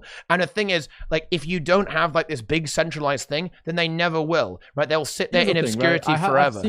I've seen this happen, right? So you have like, you've seen multiple PvP tournaments that get hosted on people's streams or communities that host them. You've seen, for example, fashion shows, like in a sense, wasn't really a new thing, right? But let's say last year, I remember, for example, Shay was doing fashion shows for a while, right? And I think a few other streamers were doing fashion shows every now and then. And then I started getting into that with a community, and then you also started getting that with Hardstuck. So you see a lot of communities that do the same thing, and that's good to see. And it goes back to something that Tommy is suggesting. Rather than have a lot of huge communities who are very huge to do their own kind of thing, and maybe that's what's missing. Maybe a Guild Wars 2 Discord, just like the Final Fantasy Discord, that's just for every community to just centralize into, right? Now, all the other communities could still do their thing, but this one centralized Discord is basically the platform for all people who collaborate together, whether they're on the same team or not, just a place. And maybe that's what's kind of missing, right? Because I think people, when they hear a name of a specific community, they say Hardstuck or Overflow Discord or Guild Wars 2 Reddit, or, for example, Gamers Giving Back, or there's so many communities, right? People maybe don't want to associate only with the name. They kind of want like just something centralized but general, something that's just very general. Nobody's having a name attached to it. It's just, this is the main thing for every single player in the game. Like maybe a Guild Wars 2 Discord, that's basically that, right? Like one that appeals to every single person, and it's basically the Discord. If you want to collaborate on something, if you want to do raid training, it's the all-in-one Discord, right? So well, I mean, that would be better. But in Final Fantasy, it's called the Balance Discord. In Guild Wars 2, why not call it the Hardstuck Discord? I mean, like, why not? Like, we already have like a pretty big platform. I mean, seriously, like why not? I mean, like, like all this stuff that I'm doing right now, like in a way, I've already done this. Like, I'm taking away credit from myself and giving it to the guild, right? Like this is the nature of collaboration. Yeah, like, you are going to have to like make it less personal. Yeah, for sure. It's no longer be. That's the thing. It's no longer. It's no. Feel like it's too personal. Like it's kind of like. Now it's not going to be a teapot tournament anymore. It's going to be a Hardstuck tournament, right? Like that is what it is. That is how it's going to be. Yeah. No, but that, I think, again, like it's a good, that is like that, things like that are happening. But I think that's also where it factors, and maybe people just specifically, I don't know why, it's a thing, man. Like, for example, now I start like advertising ever since we got this UAT Discord and United Arts of Tyria going. For example, I've basically marketed the fashion shows that I do and the jumping puzzles and all the other competitions. I marketed as that Alliance banner. So it's not really me. It's just hosted on my stream. But same like how you, like the fashion shows or whatever contest, they're not like Teapot, they're Hardstuck, but then there is the stream which is hosting it, right? So I think people, in a sense, don't really want something that's like that. Like it's like, oh no, this is a community where it's like it's very specific to these people, right? And then maybe I don't But it want that. isn't. I want the community that It appeals isn't. to me in every sense. But it isn't specific though. That's the whole point. That's why we set up Hardstuck the way we did. It is supposed to be a very neutral platform. Like, and I mean, I don't know, like, do people want that or do they not? I mean, I know, like, you know, without like nickel and diming here, I mean, like, I don't know, like my fashion contest did pretty well, right? Like my tournament did pretty well. I don't think the way we went about it necessarily held it back in that way. So much those. I think they in general have been met with a lot of success and a lot of excitement from the community, and it's good to have, like, yeah, sure, like to have it like have like this kind of, you know, like this separation there and have it a little bit more personal, but you can do that at the same time. And I think what is really, really missing is like this idea that like everyone's working together towards a greater good. Like if you have all these like little different things, well, I mean, look, you know, the fashion contest is a great example of this. Like we ended up basically running it at the same time, and you know, obviously there was a clash there, and that essentially negatively impacted both. Like because of the lack of coordination, the lack of unity there, but essentially we just screwed each other over, right? Like both players, participants got less viewers as a result of that, right? Yeah, that's true. Like we actually had very split audience on that. I think one positive about that though is that I started them earlier, so I was able to at least segue into just raiding your tournament after, so that people who finished competing at mine can and then maybe catch up one of the regions you were doing. But yeah, and I think it's good to have a lot of communities, and I'm sure like there will probably be days where like someone's hosting a PvP tournament and another streamer is doing the exact same thing, or someone's hosting a fashion show and another person's doing the same. And it all happens on the same day. Yes, it can be annoying, or if you're planning an event and someone else is planning a different event entirely. The negative is maybe you're fighting for viewership, but I mean the positive is that the fact that there's people ready to be there for the community, ready to set up all these things, right? Ready to kind of promote the game in a different way, right? Yeah, I don't know. Maybe a Guild Wars 2 Discord, like you could just call it the Guild Wars 2 Discord, and maybe that Discord, basically you have to have, you know, again, you're gonna have to have one person that owns the Discord anyway, so it's like people have to be aware of that like Discord has to have an owner, and you can't split that ownership with anyone. And this is what I mean. So, like the name is irrelevant in my opinion. I think this is something that people need to a certain extent get over it, right? I mean, look, I'll just be brutal. Yeah, I think people need to get over this to an extent. Someone is going to be the de facto leader. That is going to be the case no matter what. Like systems like this require a hierarchy. That is just the way it is. And like to be clear, I'm actually not the biggest fan of that, and that's why I actually have it as neutral as possible with the way I run the way I run Hardstuck is that it's not one person making all the calls. I will have other people do stuff for me. That's in fact the entire point, that I want it to be this way. I actively want it to be this way. But like you know, we do want to have this like very, very neutral platform where it is actually detached from any given streamer. Like, you know, Hardstuck is not my guild, guys. That's not how it is. It's a guild that I'm associated with, but it's not my guild, right? It's actually technically Jester's guild is the one who actually owns the Discord and owns the guild. That's how it is. But like that, this is rather the point. But the thing is, if it's not going to be me, then it's going to be someone else. I mean, it's not Jester. If it's not you, then it's someone else. Like there's no way around this. That's something we did the same with Overflow. Like Overflow Trading Discord, like initially was operating under the TP banner. Like it was operating under my guild's banner, right? And that causes a lot of conflicts of interest because people were like, basically a monopoly, and you're monopolizing the market because TP controls all of the decisions in the market, right? At least on the majority of the time, right? And very much at one point we had to make the decision. Either we continue running this overflow and it basically just becomes a way for us to get this whole audience of thinking that this platform is really just serving one guild, or we separate the entity of Overflow, and that operates as independent, and TP now is just a partner guild and it's just a founder of the Overflow at this point. It's nothing to do with the server, right? And a lot of admins got demoted too. Like we ended up having to demote the original leaders of TP because we were like, if you want to be a part of the Overflow, you have to commit as an admin level, right? You're gonna have to be there for changes. You're gonna have to be pushing the server forward as a trading community, right? So yeah, like when you have one person leading a community, especially in a game, I mean, in generally, that's how companies are run in real life. But in the game, you know, it falls on one person. If that one person is the one that's actively changing everything, if that person is gone, that kills a lot of the activity of the server, right? If that person was basically the one that you were leaning all the job to do at, right? So I think this is why some people confuse things as like, oh, there is a face. This face is, for example, Gilliman is the face of the trading guild, right? So like he's basically anything he says is basically what's going to happen in the market, which is entirely wrong. Like I don't control the market like that, right? I have input on how the market ends up happening, but believe me, it's not me. It's me and 20, 30 other big players, right? And there's a lot of controversy and you have clashes. Same with Hardstuck, right? Like you have yourself, but when you make a decision, I'm sure maybe Mela or Roy maybe tell you, well, can we have it this way? And then you guys have to work out a compromise that you all can agree with, right? That's what it takes to be kind of like a leader. But when you're the face, people usually I think people just have this image that if someone's the face of something, they're basically the de facto leader. I don't know. Yeah, sure. I mean, you have to thing. make that not clear. I mean, yeah, there are always going to be like bad perceptions, but you just have to try and clear that up. And also, I mean, people have to kind of get over themselves. That's just not how it works. And anyone who's been in any kind of architecture like this, like knows that's not how it works, right? It's not one person controlling everything. It's just not really practical at that point, right? It cannot really be the case there, right? It's unfortunate. Mukluk, no face cam. Well, no, Mukluk had to go. He's dead. We killed him. Yeah. Teapot killed all his optimism of the game, so he is now gone. Actually, true.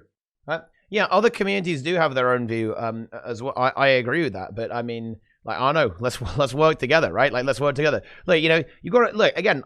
It's not like I want to like absorb this stuff. I'm actively saying let's just work together, right? The problem comes in is where people don't actively try and like join. That's the thing, right?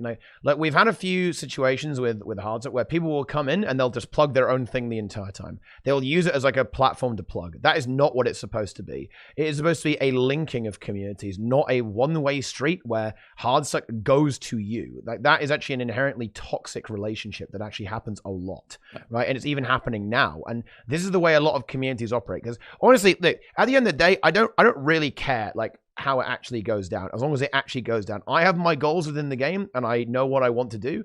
And look, to be frank, I will get it done no matter what, right? I would love to have everyone on board, but if it doesn't happen, well, that's disappointing, but it doesn't happen, right? I'll just grind it out and eventually be able to accomplish. But the thing is what I really want to change. I really want to change this idea that people have is that when they're doing something, right, like they only consider their end of the transaction, right? Like they don't consider the other end whatsoever. So, people will come and like say, hey, I'm going to do this. And they just spam their own thing entirely and never get involved with the community in any way outside of that exact thing they're doing. That is a great way to make sure that any project you're running dies, right? And it's one of the reasons why it's so hard to get stuff going in Guild Wars 2, because everyone is completely out for themselves and they're not actually interested in the community. They're interested in themselves getting their ego stroked and themselves getting gratified a little bit, right? Now, to be clear, I'm actually not, I'm not saying that anyone involved in this conversation is in any way guilty of that, by the way. But there are some people who are, right? There are some people who definitely have been this way. They aren't, I'll actually be more specific. They aren't associated with anything right now. So like that's another thing entirely. But that's some ancient history right there. Yeah, again, like everyone kind of does their own thing, and that's good. I mean, communities that here's the thing. I think like the smaller communities could definitely benefit working with other communities, but the smaller communities have to understand, like, if you're being given a platform to get something that you're trying to organize done, right, and that community is significantly larger, you need to kind of give some leeway, right? You can't just be like, no, we're going to do all of this ourselves. Well, then why are you collaborating in the first place, right? What's the whole point of a collaboration at that point? Well, if people don't want to play ball, they don't want to play ball, right? You see this happening in a lot of forms of the game. I mean, this is, by the way, not just on the form of a Discord community level. This is on the form of, you go to World vs. World servers, and I'll give you World vs. World servers as experience, right? I basically used to be a funder for World vs. World gameplay back in the day, right? And there was a point where I was just giving to my server, and I wasn't even being told who I'm paying to transfer. I was just basically being told you're paying, and then like a day before the transfer, I get told information. This is who, by the way, you bought into the server.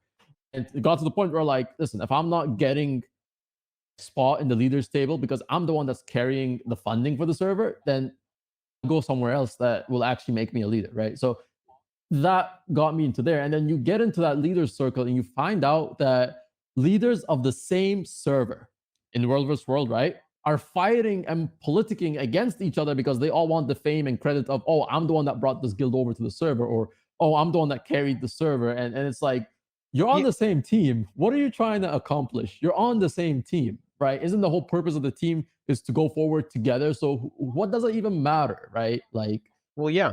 And we don't have that, and we aren't going to have that.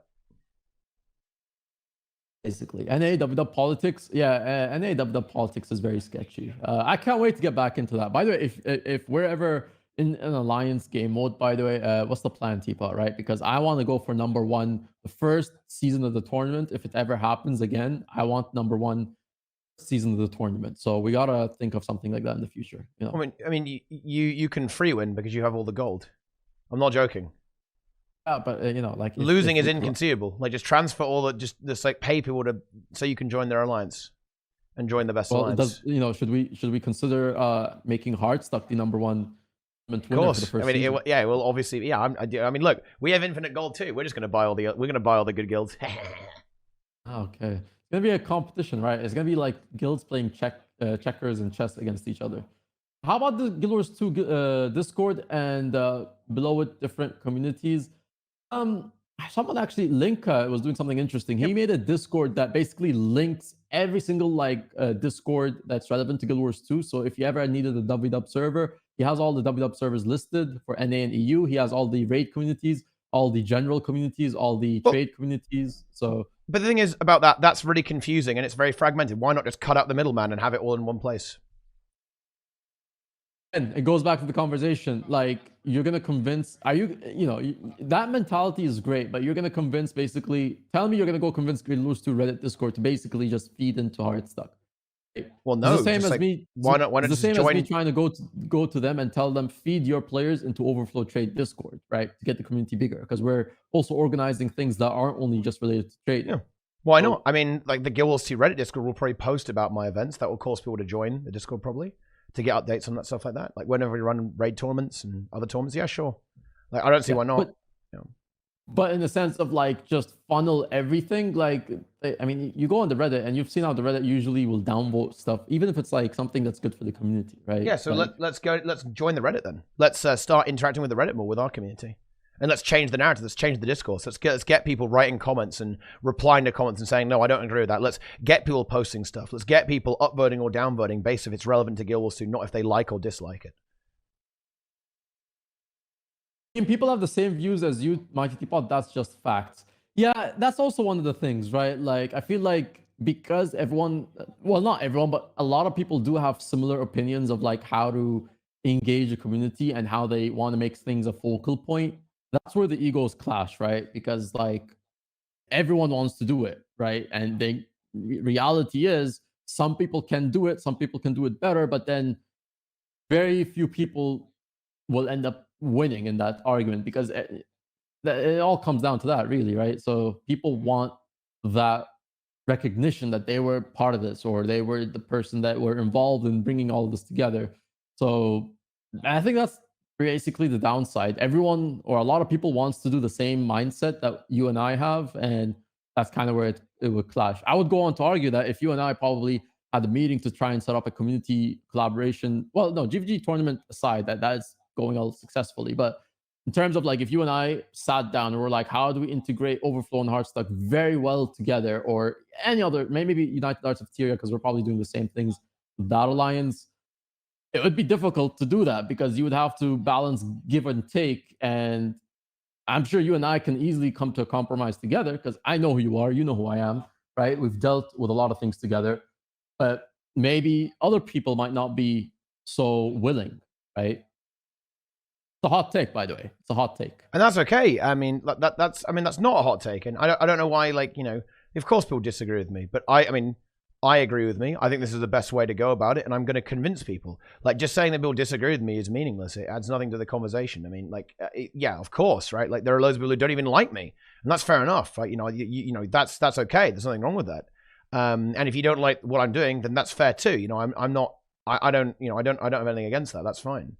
But, like, I do think this is the best way to go about things, and I think also I have evidence to back that up. Like, again, like, not to flex here, but, like, when it comes to, like, running events, the things that have gone the best in Guild Wars 2 have been run by me. and have been run by my community. Like that is, if you want to talk about facts, that's also a fact, right? You know, I've kind of been dancing around that a little bit, but yeah, like if I'm involved with something, it will work, right? It will succeed, right? And I want to make sure that everything is that way, right? Like, and everything goes that way from the entire community. Yeah, because I guess that's as far as it goes, right? You know, I think I do have the correct approach, and I think the results that I've gained over my kind of endeavors within Guild Wars 2 have demonstrated that. Yeah, no, I think I definitely agree with that. I mean, I pretty much was amazed with the whole ERP3 promotion, right? Like, that is production level you love to see. I keep telling you about it, but like, I will hammer it down. Production level is what people love to see, and that's the big thing about it, right? Even better than ArenaNet's tournaments. That's 100% true. I mean, you can't really argue about that. Like, Teapot's actually organized a lot of game-changing tournaments in this game. So yeah, and then you have a lot of people who are kind of like, I'm kind of building towards that in my own sense, right? This GVG tournament to me is my first kind of very complicated, huge project that to me, this is basically my version of trying to see what it will take for me. And I know it's already a lot of hard work because I'm doing the back end stuff now, and I already realized there is a lot of hard work that goes into the tournament, right? Like, you have to collaborate with the people who are coming up with the overlays. You have to get the artwork done. You have to get the trailer done. You have to promote. You have to, prize pool things. Like, that alone takes a lot of time to build gold towards a tournament and things like that. So I feel like people sometimes underestimate a tournament or anything that's of grand scheme of things is very hard to set up. Yeah, it's very difficult, and believe me, it will take a lot of work. And yeah, I'm finding out, like, I've been doing these fashion shows, I've been doing these other, I've helped host PvP tournaments on Kibas. I've done jumping puzzle, beetle race. I've done a lot of these minor tournaments. This one to me is like the major thing that I'm going to do for the game, and it's quite a task. Do you plan to make GVG after this first one? I definitely do plan to do another one, of course. If this one gets that level of success that I want it to be at, then yes, I would. Even after that, I'll try to push for a better one if this one doesn't go at least to the way that I want it to go to. So yeah, I'll definitely push for that. And I think I'm confident that this one will do well because I'm also having, for example, like, Teapot's going to be, by the way, guys, he's going to be casting some of the games to help balance out the streamers, by the way, right? Like, we're going to have Teapot help me cast some of these games, right? Like, Teapot's going to cast maybe one region, I'm casting the other region. Teapot's at least going to cast one of the regional finals, right? And then I'm going to cast the other regional finals, and the global finals the next week. I'm going to have to like really cast that and try and bring all my energy to it. But like, this is also one of the reasons why Teapot was kind of stressing, I guess, about community involvement together, right? Is when you can bring two people collaborating together, you achieve greater things, right? And this kind of thing, by the way, like the GVG tournament in a way is the first kind of collaboration United Arts of Tyria is kind of doing with Hardstuck. So in this sense, that is basically like our fundamental argument to this whole discussion, right? Is that communities come in and realize where one is strong, the other weakness is filled with the other community, right? So we need a potato filter for people. Mukluk is, yeah, he's doing a different type of job right now. He's doing the most difficult job in the world right now. That job is being a dad. What about the scum guilds? Well, just don't support the scum guilds then. Like, yeah, that's easy. Actually. Don't involve with those. That's very easy. That's a very easy problem to get around. No issue. Okay.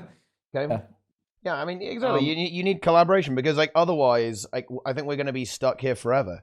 Like a lot of the stuff that people are going to be going around doing, you're just going to be reinventing the wheel over and over and over again. And like it will just be less effective, right? Like, it is going to be a less effective meme.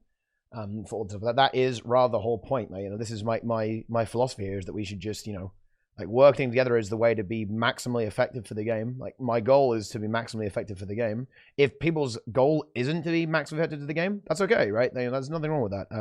Like not everyone is much of a no lifer as me, and that's okay. I think maybe also, again, yeah, some people just want to play the game in their own aspect. Some people want to make this game better, and some people maybe want to promote the game in a different way. Again, this is the beauty of being a content creator. You market the game in your own unique ways, right? So let's just, for example, Mukluk here, right? Mukluk here markets this game for a lot of players who are trying to get into the game, and he provides a lot of useful information on his YouTube channel, different guides that appeal to a variety of players, right? Teapot, you've basically been doing that a long time as well, right? You've been providing content on YouTube for hardcore gamers and casuals as well, and it's been working successfully. And you have a huge push towards bringing a community together, very much involved in the game, and collaborating with a bunch of content creators and different guilds in the game to bring things to the players, right? So in a sense, I'm kind of doing basically that for the community in terms of bringing things for them to enjoy, right? So yeah, it's everyone can do what they want, but some people just don't have the same goals as others. Some it's fine if you just want to play the game. I mean, again, it's a game to enjoy. You enjoy what you want to do in this game. That's what will be the most important thing. Enjoy what you want to do, and because if you're not enjoying something, then it's not good for you. You're gonna burn yourself out, right? So don't force yourself to kind of be something that you honestly don't really want at the end, right? Enjoy the game for what you want to get out of it.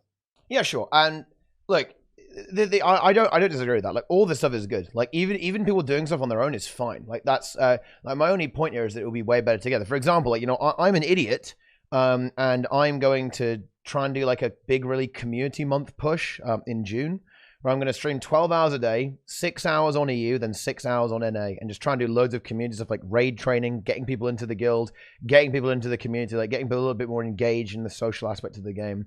And yeah, like during that, I'm going to be networking and collaborating with as many streamers as possible, because it's true that, yeah, like everyone's doing great on their own. This is absolutely true. Like, I would never dispute that, to be clear. I'm not saying that isn't the case. I'm just saying it would be way better if it was combined. And if I look at my statistics, right, if I look at mine and Souls' numbers, around 50% of the people who watch Souls, okay, watch me, right, at the same time. That number should be 100%, right? And it should be 100% the other way as well, right? 100% of people who watch me, or, well, there's going to be like the 5 guys who think Souls is a complete dickhead because he's one of those Illuminati barons, right? And there's going to be a bunch of people on his stream who don't like me as well, right? But that number should be way higher than that. And if you don't believe me, like, go and look at all the top streamers, okay? If you don't believe this statement, like, people, what a ridiculous thing to say. Everyone should watch everyone. How absurd. No. Go and look at all the top streamers right now, guys. Like, look at people like Soda, like all the collaborations they do, like people like Mizkiv, Asmongold, S-Fand, right? Like, or, Ludwig, right?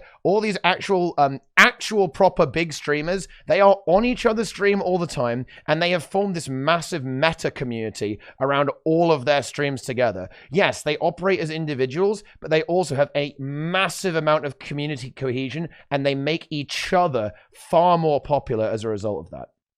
That's OTK, right? That's their actual stream team. Correct. Name, right? Yeah. So like that, and I think that's also one of the visions I see you doing with Hardstuck, right? It's basically it's a community of very passionate content creators or streamers in any sense that are trying to enhance not only their communities but themselves as well, right? There is something for yes. But everybody now. This is what I mean. Yeah, okay, because you pointed this out, right? Everyone's like, oh man, I want full credit. Well, you get full credit. No one's looking at Asmon and saying Asmongold is the only important person in OTK, right? That would be a ludicrous. I think everyone here would agree that would be an absurd statement to make, right? If anyone said that, it would be ridiculous. There's a lot of work. There's a lot of people involved there doing this stuff, right? Like, yeah, if you are involved in a community project, like, you will get credit for it. Like, don't worry, you'll get your attendees, right? You'll get your pat on the back. Kind of thing. Yeah, 100%. And everyone will know that. Like, it will be very, very clear. That's how this stuff works. With collaboration, is that you have to give credit where it's due. It's just that it's not. I'm not. Like, the real core issue here is that what I'm asking for, or what I'm suggesting, isn't crazy. Every other game does this, right? Like, Guild Wars 2 is one of the very few that doesn't. I mean, look, there's more collaboration between Yandere Simulator content creators than there is in Guild Wars 2. That's insane. That's ridiculous to me. Like, this is like a game that doesn't even exist. It's like an actual, like, meme game, and there's more collaboration there in that game than in Guild Wars 2. Like, why is that? Like, we should. I mean, that's a problem. Like, why don't we fix that? Like, I'm saying that's probably a problem, and we're kind of screwing ourselves over. Shouldn't we address that? And by the way, it's more urgent in Guild Wars 2 than in those games, because in those games, they don't need that. Like, the game is big enough and expanding to the point where it doesn't matter that much. But in Guild Wars 2, this is a game that is kind of on a bit of a knife edge, right? Like, they already, they already axed. Like, the Koreans came in with the battle axe and got rid of a third of the company, right? Like, the game is... Like, things are not all blue skies for ArenaNet right now. Like, we are in a bit of a weird position as a player, and of course, with the game studio there as well. Like, a lot of stuff needs to go very well here, in my opinion. Like, things need to go big. It's got to happen. So like, for example, Shay is saying maybe a full Discord content creator group chat. I mean, that's basically Hardstuck. And here's the thing, right?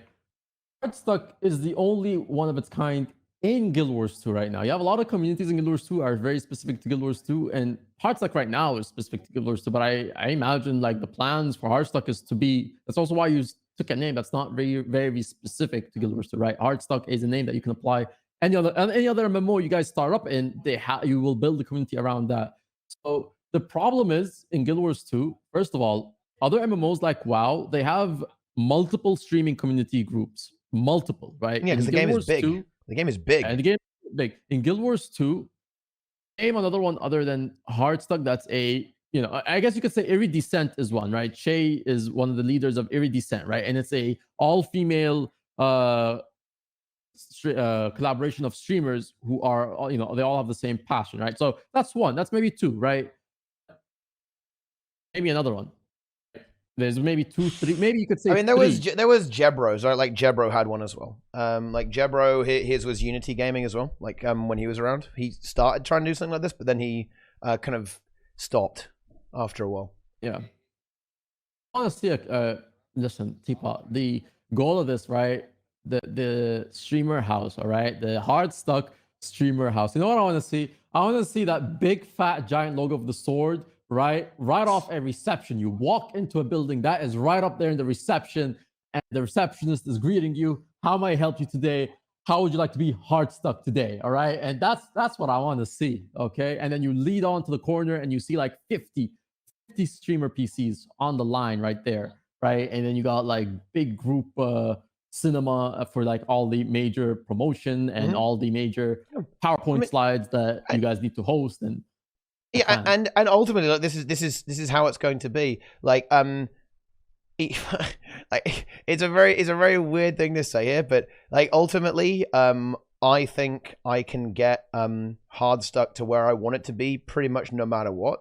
I would love to have everyone on board. I think it would be easier on me and probably more effective overall, easier to coordinate.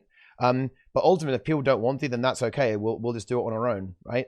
That's, I have no issue with that. Like, I'll help anyway. Like, I'll help in any way that I can with everything, right? This is like, again, like it's difficult to talk about this without like being overly personal. But I've invested a lot in Hardstuck already. Like this is not something that I'm out to like directly benefit myself, right? Like as such, hopefully it will. I mean, I hope it does benefit me over time. I mean, there has to be some obviously like gain for yourself individually. Like don't be like, oh, I'm not selfish. No, like there's a reason. I mean, if you're putting effort into something, you want to at least have it benefit you. So I don't think it would be controversial. People are like, this is only benefiting I mean, it's benefiting everybody that's under the banner, right? So like. It's fine. Admit that like it's going to also benefit you, because ultimately, if you're putting in hard work, you want a payoff for yourself, right? You want it to, in a way, pay off for the big way, but like also some of it, you should definitely reap the benefits. Yeah, 100%. I mean, like, no, I'm not saying that wasn't the case. I was just saying that like this is not like I'm not some like evil villain here. Right, I just want to help the game. Like my main goal is to help the game, and it always is. Like, and if people don't want to help, that's okay, right? I'll try and help them do their own thing in their own way. But if people want to get on board, I think that is the best way to go about it. And then everyone's very, very welcome to do so. I'm there as well. The biggest problem with Hardstuck and United Arts of Tyria is that they were made separate. If they were made together from the start, it would be so much easier. That could have been. I mean, I guess. I mean, the benefit is at least there is 2 communities. Yes, the disadvantage is now like it's kind of 2 communities doing their own thing. And I mean, United Arts of Tyria, we're not that old. Like we've only been doing this since officially November, but like October is kind of like where the idea formed to make an alliance of guilds that want to showcase a lot of different communities of the game. in a sense, that's Hardstuck as well, right? That's Well, basically what I mean- Hardstuck comes down to. I mean, is it so difficult? Like, I mean, what are we doing? What are we doing right now? I mean, like, I'm chatting to your GVG viewers. tournament, right? You're Isn't chatting the to GVG tournament, but I mean, a collaboration of its own. and I'm talking not like the collaboration. Let's talk about community, right? Like, you stream, I stream. Let's hang out, right? Let's chat. Let's talk. Let's get people in both communities, right? You know, this is one of the things that I really want to do. In the month of June with the community month, like, I'm just going to go around talking to all the streamers. I'm going to appear on stream. Let's have a chat. Let's just shoot the shit. You know, let's talk. Let's get people playing in each other's events. Let's contest, right? Let's go making Even some the fashion friends. contest, like even when those were on different or the same day, but like conflicting each other, like a lot of people were like, "Hey, can we go to MM's stream first and like participate in the UAT fashion show, and then can we make it to your contest here on Hardstuck?" And the same with my stream. People were like, "Once we're done, since you started early, can you host Teapot so that like we can just go and join in on his fashion?" And that was basically like making it the best of a situation, right? But, I mean, is that hard though? Like, is that difficult? Like, I mean, we're talking like this is impossible that we could actually make friends. Right? Like, oh no, meeting new people on the internet. Like, I mean, really, is that super difficult? I don't think so, no. And like the Hardstuck collaborating at Kappa thing, by the way. I mean, like, are you kidding me? Like, I have openly said that I will work with anyone, anytime. Right? Like, by the way, like, I feel like some of the things that you do, like, maybe just don't, maybe sometimes go like.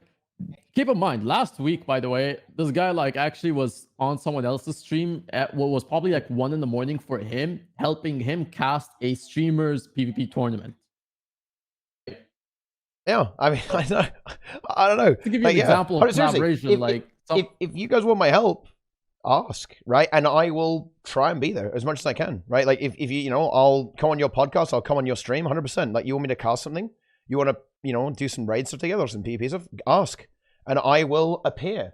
And the same is true for all the other guys too. Like, we would love to promote your events. We would love to have your events, like, support the events with additional prize money or admins to help out there or some resources, some graphical assets. We would love to, like, yeah, 100%. And we have done this and we will continue to do this as well. Right. We were really big into the Beetle tournament. We're now planning on doing some Beetle stuff on our own. We were involved with the SAB community, some SAB speedrunning stuff there as well. Like, yeah, like 100%. Like, I love the raid league. That was a very big thing for the SAB community because like the main guild is actually in UAT, and when we were coming up with our speedrun and you guys came up with your speedrun, they were like, "Oh, perfect, double content for this community. We're gonna join this one and that one." And that's basically cross promotion right there, even though it was indirect, but like you're providing content for a community that has a very similar interest. So yeah, sure. I mean, I suppose that my like biggest issue with in a way a lot of this kind of debate discussion is that, in my opinion, this is incredibly easy.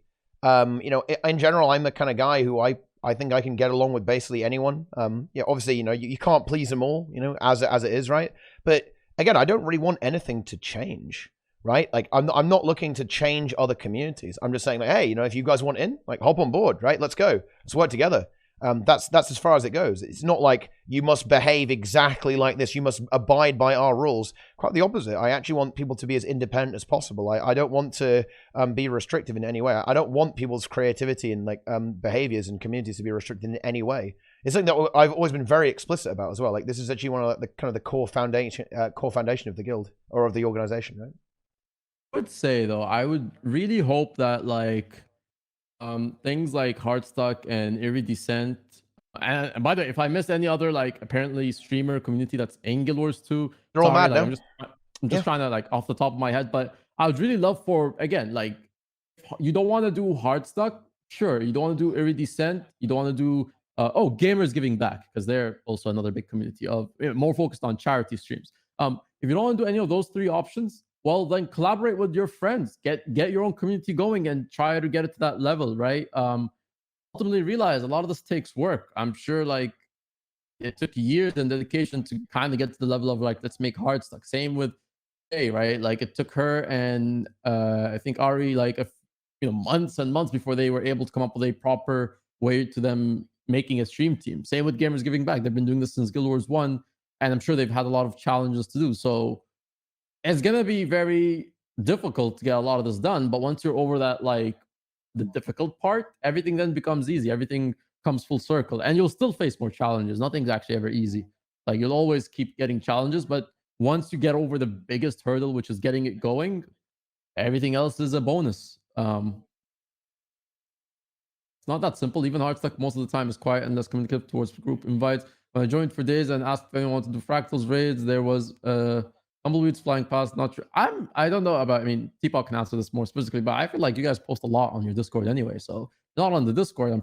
Maybe you're missing something because it depends what a lot time of of the day. fractals. Like the thing is, like EU is pretty dead. Like before, like the mid afternoon, and yeah, like certainly, like well, the thing is with something like Hardstuck is that it's honestly like a novel idea, right? Like it is a very different way of playing the game than most people normally have. Like a not using the LFG, like playing with a guild instead. This is actually something that doesn't happen very often. You have this with like smaller static groups, but less so with big guilds. But it is actually, yeah, we're getting there 100%. Like, like there are a lot of regular strike missions, regular raids going on, like trainings, normal runs, right? Like semi-pug runs, right? Same thing with fractals, right? And strike missions and DRMs.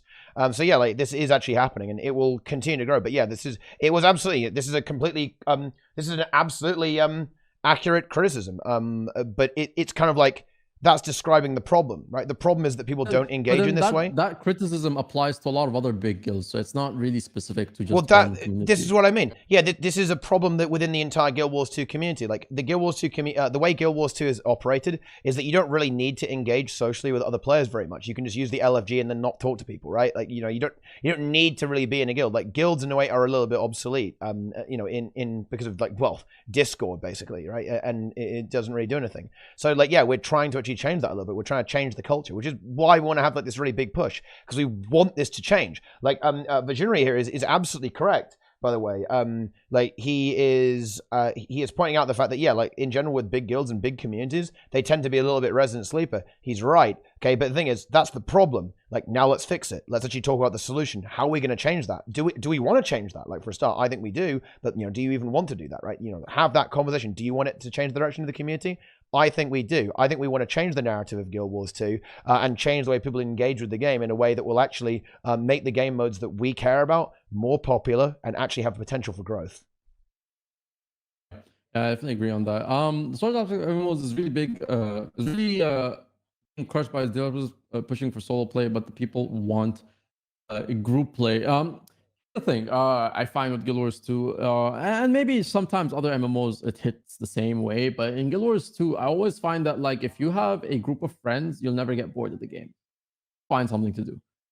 I'm sure like even if you've achieved every achievement in the game or you've done every raid and you're just kind of bored, even just hanging out with your friends in a Discord, playing Guild Wars 2, you'll find that you'll do old content just for the sake of doing it like again, because you want to just do something while you're really like the main thing is that you're having fun with the friends, and Guild Wars 2 just becomes like I'm just playing fractals even though I've done this a million times just for the sake of like we're doing something but we're hanging out together, right?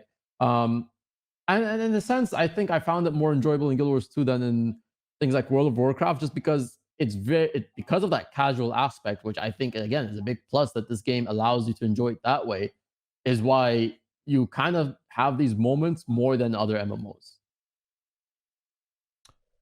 Yeah, I mean that's just the way the game goes, right? It is an accurate statement there that we want to do this. We've been kind of on this community thing for a while. Do you want to discuss any other topic before we maybe wrap up with one last our last topic basically before we wrap up? Yeah, I mean, I actually really wanted to Retribution Zero like a while ago. He said like, what is the most underrated thing? Like, is there something that people don't talk about, like, or that's something that's like underrated, right? Like in the game. And in my opinion, it's definitely the Icebrood Saga. I think the Icebrood Saga is actually insanely underrated.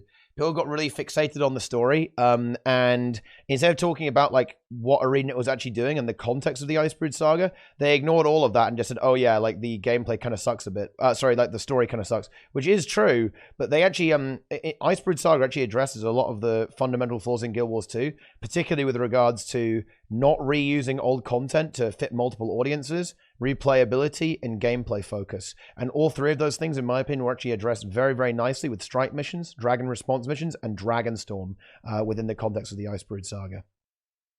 think so I think in general, like if they let's just say weren't developing the expansion, I really feel like Icebrood Saga would have probably been much more well received, given that they would have been able to work on the episodes longer and build towards the actual plan that they were trying to do, rather than rush the story and rush the entire content. So um I think again, it falls flat because of champions. Kind of like you realize it's basically just tying up everything quickly.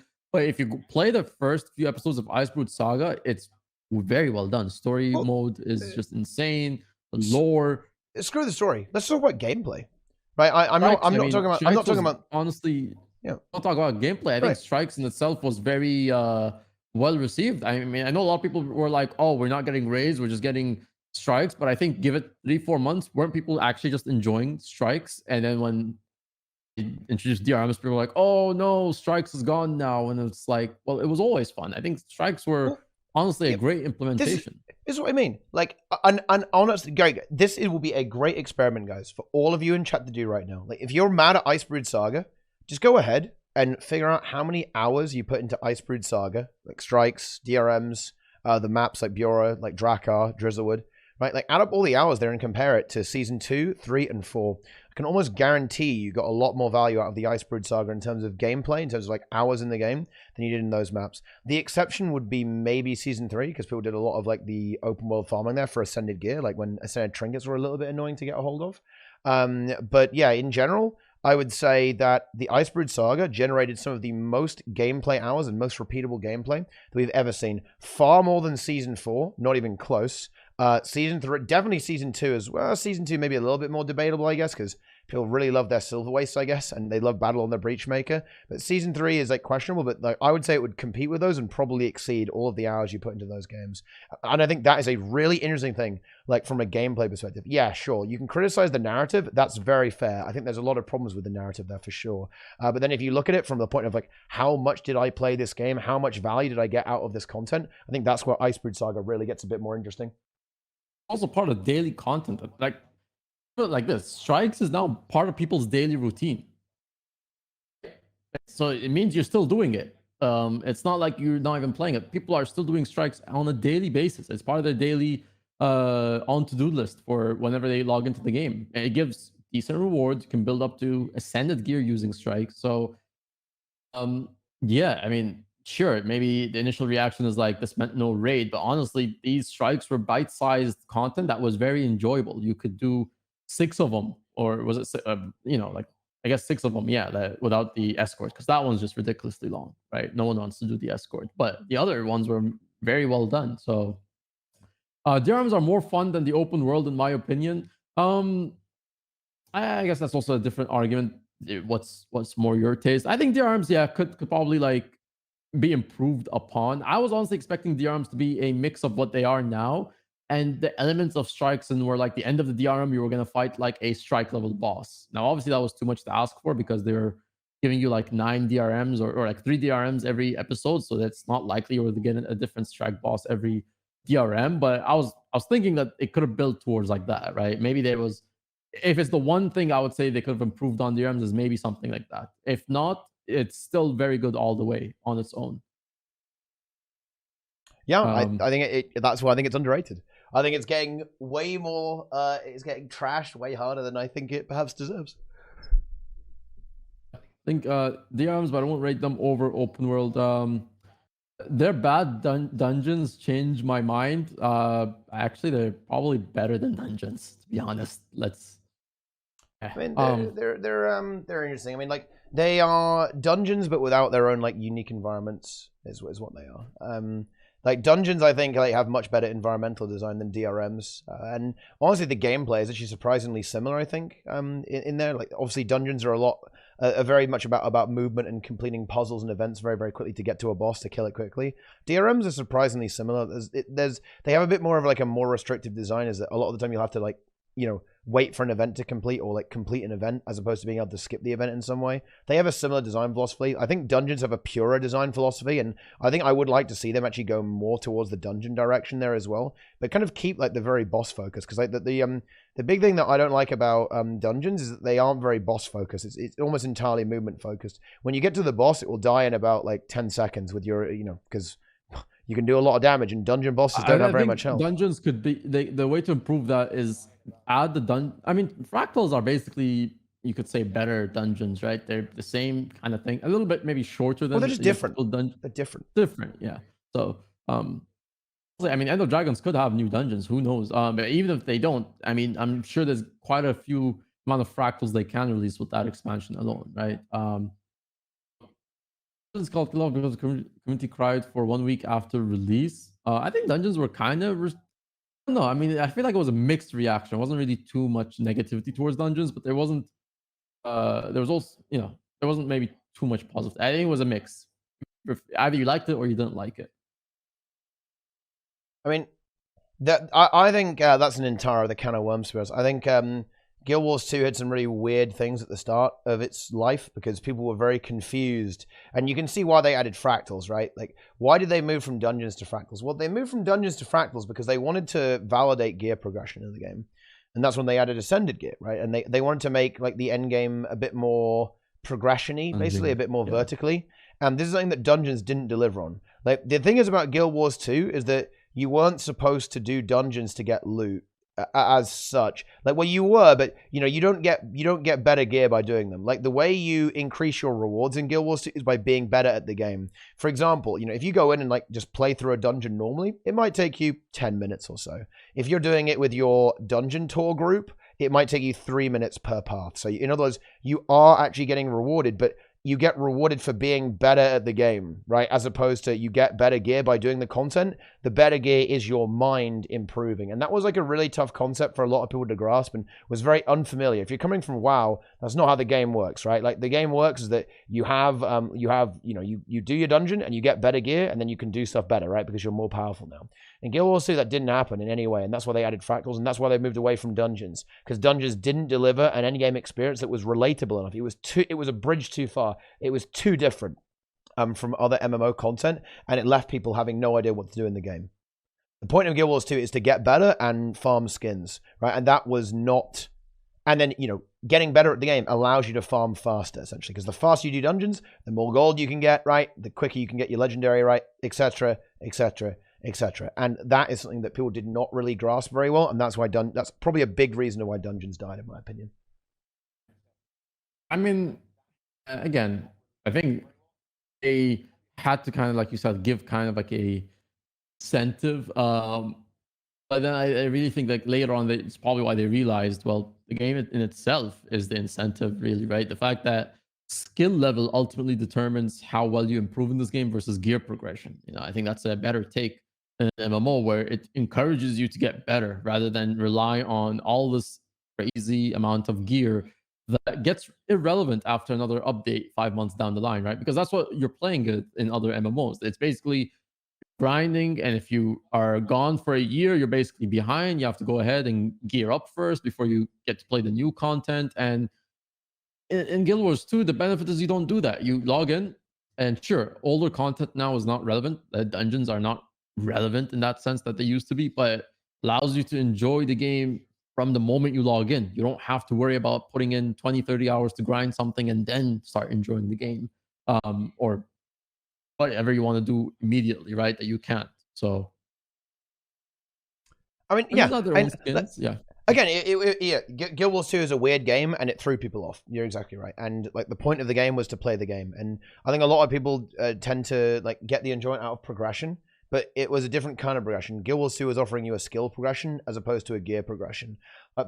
Even in Guild Wars 2, there's like this really big mentality that hours in equals reward out, and that's just not how Guild Wars 2 works. Like, you can put all the hours you want, but if you don't know how boons work, you're probably never going to kill Veil Guardian outside of buying it, right? If you want to like get to platinum in PvP. It doesn't matter how much gear you grind and like how much you outgear your opponents. You can't even do that, right? You'll never get there unless you actually get to a certain skill bar, right? Like unless you get over that skill floor, the game will deny you forever. Like that's the progression in the game. It's not gear in Guild Wars 2, and that was something that definitely confused people. And that's not me saying that, oh wow, look at these fucking plebs, you know, like, oh wow, you know, gear.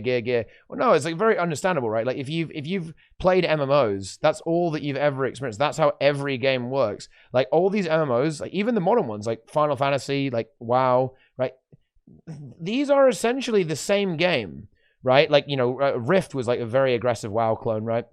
And all of these games, they are the same game. They work almost identically. Like with this idea of like, you know, you play the game, you get items out and you become stronger. That is the way MMORPGs work and have always worked since the dawn of time. So is it really surprising that coming to Guild Wars 2, people were very confused when it was a completely, and no, not even completely different. Completely different might have been okay. It was polar opposite, right? Like it was the opposite of how most MMOs worked. And that was like really, really off-putting, which is why a lot of the endgame content fell incredibly flat because people didn't know how to engage with it. Like I think I think it wasn't exactly bad. Like dungeons aren't bad content. It's just that players didn't understand what it was. Like they were like, what the hell is this, right? And this is on ArenaNet, by the way. This is actually on ArenaNet. This is not on the player base. Look, if you've got a kid who doesn't understand how to solve a maths problem, is it the kid's fault or is it the teacher who didn't teach them well enough? I would say it's the teacher. And it's the same thing here with ArenaNet. ArenaNet did a very, very bad job of explaining what their game is. Like, what is the point of Guild Wars 2? And I think people don't understand that to this day. People don't know that. And what is the point in Guild Wars 2? Why would you play this game? What does it have to offer? A lot of players don't have this knowledge, and a lot of people outside the game have got no clue in any way. I don't play WoW right now. I play Classic WoW, but I don't play Retail, and I don't play Final Fantasy. I've never played the game, but I can tell you what the point of the game is. Same thing with BDO, right? I don't know. I know a bit about BDO, but I could tell you what the point of the game is. If you talk to a lot of people about Guild Wars 2, I guarantee you not that many people would be able to tell you what the point of Guild Wars is. Like, what do you do in that game? They'd say like, dress up, right? Or like fashion, like story. Like these are all semi-true, but it's not the full picture, right? It's not a very good representation of the actual game. Whereas I can turn around and say, oh yeah, in WoW, you do dungeons, then you do mythic, then you do raids, and you progress, right? You like grind out all the reputations, like you level up your covenant there because of that. Easy peasy. Same thing in Final Fantasy. Like you go through the difficult, like you play through the story, then you do your early level raids, then you can do your your savage raids, and you can eventually do ultimate if you want to. Right? I can tell you like how the game works, right? Even though I haven't played the game, I can tell you how it works. BDO, honestly, it's a bit more esoteric to me, I think, but I know that you run around in circles, one-shotting mobs for silver, and then you RNG gamble and rage quit the game. That's basically how BDO works there as well. Like, I can explain how these games work, but if you ask a BDO player about Guild Wars 2 or a WoW player about Guild Wars 2, they probably would have no idea what the game's actually about. I mean, in a sense, you can kind of explain some aspects of Guild Wars, but I feel like no. What's you the can end goal? No, you're talking about like what's your end goal, right? And people usually don't know the end goal. You can explain it, but they don't know it. Right? Like you don't need, this is what I mean. It's not in, I don't think people have the awareness of what the game is about. I'm not saying that people don't understand it or couldn't understand it. I'm saying they just don't have the knowledge because I think the game doesn't make that very, very clear because it is deliberately very, very open-ended. A game like Final Fantasy and WoW, these games are not open-ended. They are very, very railroaded. It is like, okay, you're going to do this content, then this content, then this content, then this content, right? That is the way it goes. In Guild Wars 2, it isn't like that, right? Like, like your journey is very much player-defined, which in my opinion is a strength, but it is definitely a double-edged sword. It's a double-edged sword, but it really comes back to bite ArenaNet in the ass in the fact that a lot of players don't understand the point of the game and think the game's kind of a joke. I guess that's kind of why people usually, like, when they're towards the end game, they're like, well, what do I do now? Like, I did the story, I'm level 80, how do I get ascended? And then once they figure it out, they're like, okay, what am I supposed to do? And do I have to do these in an order, or can I just do anything what I want? And like you said, like, it doesn't maybe market it that like, yeah, if you want to do raids, you can just get into the raids immediately. If you want to do fractals, PvP, world versus world, once you're level 80, you can do all of those, right? It's just people don't know if it's you have to do them one after the other, or can you just do whatever you want, right? And yeah, I think that's, like you said, more the fault of the company for not maybe clearing things up like that, right? Making player have to figure that out. Guild Wars 2 really does feel like a game from before the internet when you just did everything for fun. I remember early in the game just doing jumping puzzles with friends for fun and having a great time. I guess, yeah, in a sense, it can be like that. And again, this is a both positive and negative, right? The positive is that like there is a lot of enjoyment that you get. Just the game itself is very enjoyable, right? The negative is that you have a lot of these game modes, but you have no idea which one is supposed to come before the other, or if you could just play them all by themselves and they have nothing to do with each other, right? Yeah, but that's good, right? You know, it gives you a lot of choice. You don't have to do anything. Like you're not forced into any area of content. It gives the player a lot of freedom. But you know, like Adam is right, by the way, here. He's saying that you like people want a bit more of a railroad experience. Correct. Like, why do you think that, you know, like if you actually like map the level design of a Call of Duty game, it's like a straight line. Like, I mean, yeah, of course, right? This is what people want. MMOs are, I don't want to say terrible games, but like the concept of an MMO is not a popular one. Like in my opinion, an MMO is like a very open-ended experience, but that isn't what the average player actually wants. Like the average player wants a very, very streamlined experience. And look at the progression of games. Like you started out with stuff like real-time strategy games, then that got simplified to MOBAs. You had like that got simplified down to MOBAs, and then from MOBAs you basically got to battle royales essentially, which is an even more streamlined concept of that. Like over time, games are getting less open-ended and more streamlined and simpler concepts. So yet you go down from then you go down all the way from something like Fortnite, then you go to Among Us, which is even simpler. Sorry, not Among Us. You go to Fall Guys, right? And then below Fall Guys is Among Us, right? Like in terms of simplicity of the game, like the way the game works. It's just one right? concept and do this, right? Yeah, and that's not necessarily a bad thing. It's just the way the audience is for games. I mean, there are really, really good simple games. It's just that MMOs are always going to struggle here to kind of like fight against this tide. Like the cultural zeitgeist of gaming is simplicity, it is accessibility, and it is streamlining of mechanics. There are very few games that actually have complicated mechanics these days. And I mean, look at WoW. Like WoW's a great example of this. You used to have this massive sprawling talent tree. Now you basically pick a choice every 10 levels or so, right? Like, you know, like you had way more abilities back in the game, like in Classic. Now you have a lot less abilities in Retail WoW. That you know, it's less buttons to press, right? There's less going on there. That you're always going to be fighting against the rising tide of. It's not necessarily casual players. It's just that like. People don't want to have to think too much. They want to have fun when they're playing the video game, right? They don't want to have to like, oh my God, like, where is this NPC? I can't remember where he is. I got to find him. I need to talk to him. People don't want to do that, right? They want to play their game. They want to have fun. And this is why MMOs, if you go in the slightly sandboxier direction, it's always going to bamboozle people. Like EVE Online is a brilliant game, like from a conceptual standpoint, like a genuinely genius design with a lot of the stuff they have there. But why isn't it very popular? Like, why is it not like a massive MMO? Well, because it's unbelievably complicated, right? It's incredibly esoteric to get into, right? I think it's also, and there's no real goals, right? In people have now like a smaller attention span than they used to, right? Like back then, a lot of the attention span allowed people, people were more interested, I guess, in that complex idea of an MMO that you play with online players and everything, and there's an interaction there, right? Now, ever since we've gotten to post 2010 until now, people have started to like that less and less, to just want content that satisfies them and they're out, right? This is why mobile genre now has overtaken, right, as a very successful and very lucrative genre for gaming, right? Because people can just play it on any point in time that they want, get in, get out, 30 minutes, 1 hour, 2 hours, doesn't matter, 5 minutes even. And even in the sense of, a lot of the FPS games, right? They are more focused on delivering the online features, but those game modes themselves are very, like you said, very not one dimensional, but in the sense that it's just, they have a very specific feature in mind, and this is what it provides you, such as Among Us, such as battle royales, such as Fall Guys, those games that provide you one specific form of content.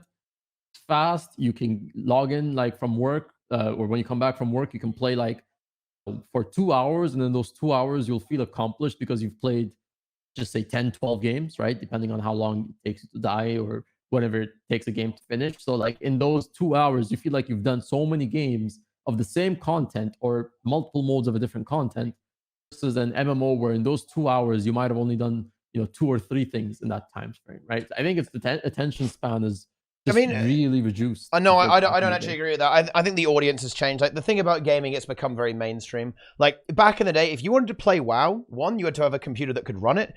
Two, you had to actually know about it, right? And you had to be a bit of a greasy nerd as well. Like people back in the day, like of gaming, it was like much harder to get into. Like the barrier to entry was much higher. There was also a sub fee attached to it as well with a lot of these games. Like a lot of games had sub fees, so the community was inherently more hardcore because it was way more gate kept, right? And that is it's not an advantage as such of gatekeeping. It's a consequence of gatekeeping. If you have a barrier to entry, then you are going to have a very different community. Now there is zero barrier to entry. Like everyone who has a mobile phone, everyone has got like a laptop to play games on, so everyone can get into this. I would say that people or like your average gamer, like your average casual gamer, has always been extremely casual with a short attention span.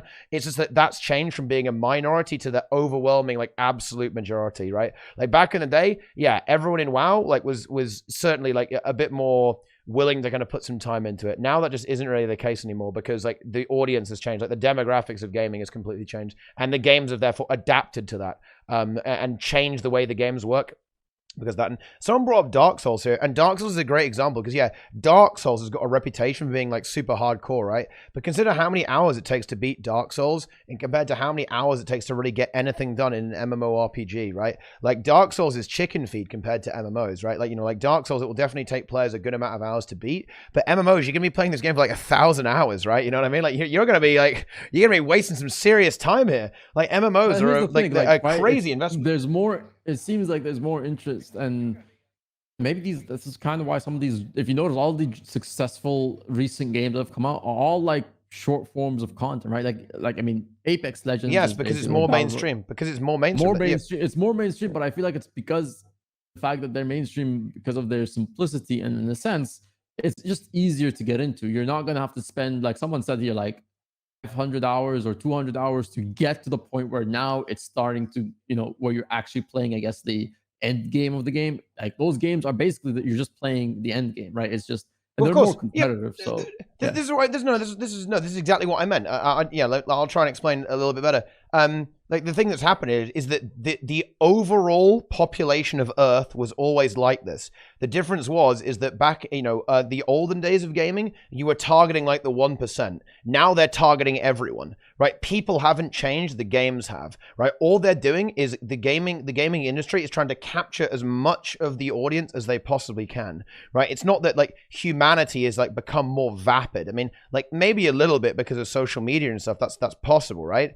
But I think people are still like very, very willing to like invest in things that they want to. It's just that most people never want to invest in things they don't actually care about that much. And because gaming is so accessible now, right? This means that, like if they make it, or rather if they make it very, very accessible, they can target more people. You can make like a really, really hard game, like a really try hard game, and you can end up like WildStar and, shut down. You can do that, right? Like if you want to. But the thing is, it's not really that practical if you want to go in that direction. Like you're going to be limiting your audience. Like, there's a reason why New World changed its audience from like a really hardcore open world PvP game, basically like EVE Online with swords. There's a reason they changed that into an opt-out PvP system, because they realized that if they did like a try-hard game, yeah, it might be a better game, but the thing is their audience will be so much smaller. So they said, oh, wait, we could basically market this to 10 times or like 100 times the player base by making it a more casual experience. People who already play MMOs are definitely going to want to play a more casual experience, because most players in gaming are casual players.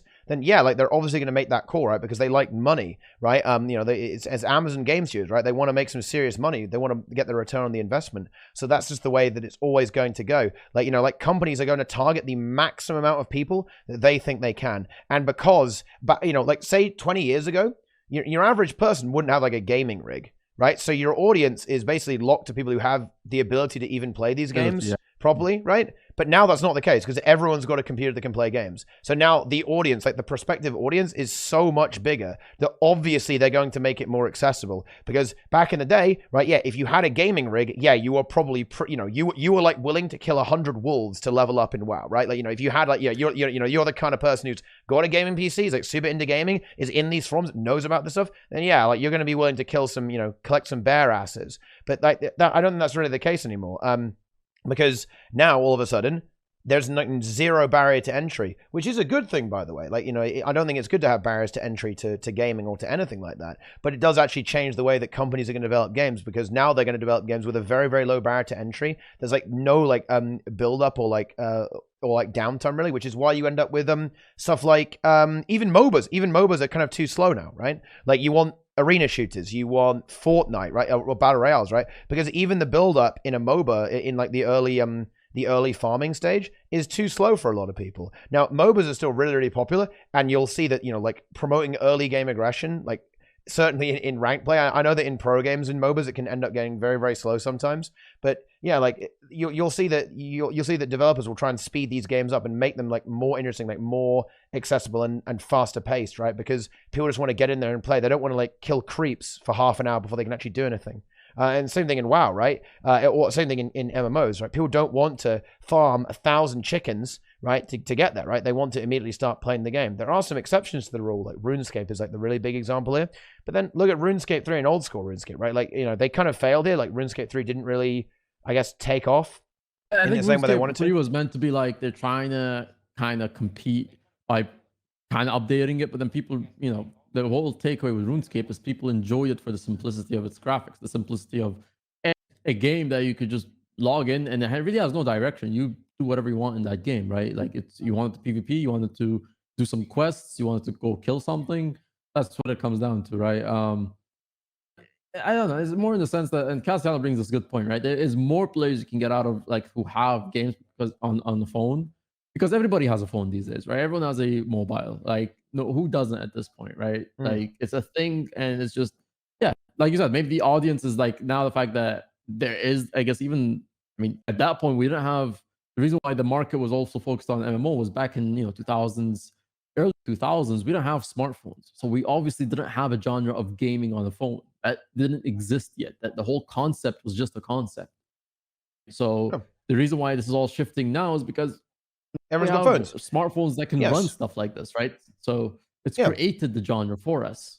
Exactly right, and this is why mobile gaming is crushing every other form of gaming out there. It absolutely destroys it. It's because it is the most accessible, and that means you have access to the widest audience of players. And also, this is where things do get a little bit insidious. You also have, because it's like a very, very low barrier to entry, people aren't very invested. And if people aren't very invested, you can actually do really shitty things in the game and get away with it. For example, almost every mobile game has an absolutely atrocious business model, right? It's like very, very aggressive. And the reason you can get away with that is because no one cares. Because, people just play the game. They don't really care about like the game being fair or competitive, right, in any way, because people aren't invested. And this something actually is, in my opinion, like a really scary thing for gaming. This is the most, this is the scariest thing in gaming, is apathy, right? Like the player base are not very invested in gaming as a concept and in the games that they play, because they just play for fun, then move on to another game when they get bored, right? And this actually enables companies to behave extremely badly across the entire industry, because if the community is going to hold the company to account, then in that case, you can't get away with this. But if you're dealing with something like a mobile game, right, like you can make the game really, really monetized, like really, really aggressive, and make it like very, very pay to win. People won't really care because the game can still be fun if it's pay to win, right? Like games that are pay to win can still be fun to play, at least for a short period of time. And then by the time that, you realize that, oh yeah, this game sucks, you've already spent money on the game and they don't need you anymore. So like that's the really big downside of this, I think. But yeah, like welcome the mobile gaming overlords. Here we go. Is there any major, in a sense, streamers or communities of mobile gaming as much as MMOs, in a sense? Because I feel like the thing is why people maybe might be fine with pay to win in mobile games, more because they don't know who the other person is at number 1 or number 2. But like, I don't know if this is true, but they just don't. People just don't care about competition because I mean, I don't know, like more like self-involved in their self, right? They're like more like, I'm just doing this because I want to do it. I don't care if there's another guy who's number 1. I think maybe it's just doing it for the sake of like they log in on their phone and that's what it is to them. Yeah, that's exactly what it is. I mean, you've been bowling, right? You've probably been bowling at some point in your life. Bowling. I mean, did you care about it being like ultra competitive? Probably not, right? I mean, look, that's what gaming is to most people. It's like a very offhand activity. Like, like when you go and just do like a random activity, like with family and friends, like you just go kick a ball around, play some football, right? Or like, I don't know, go play like a random tennis match. You don't care, right? You're not invested. It doesn't mean anything to you.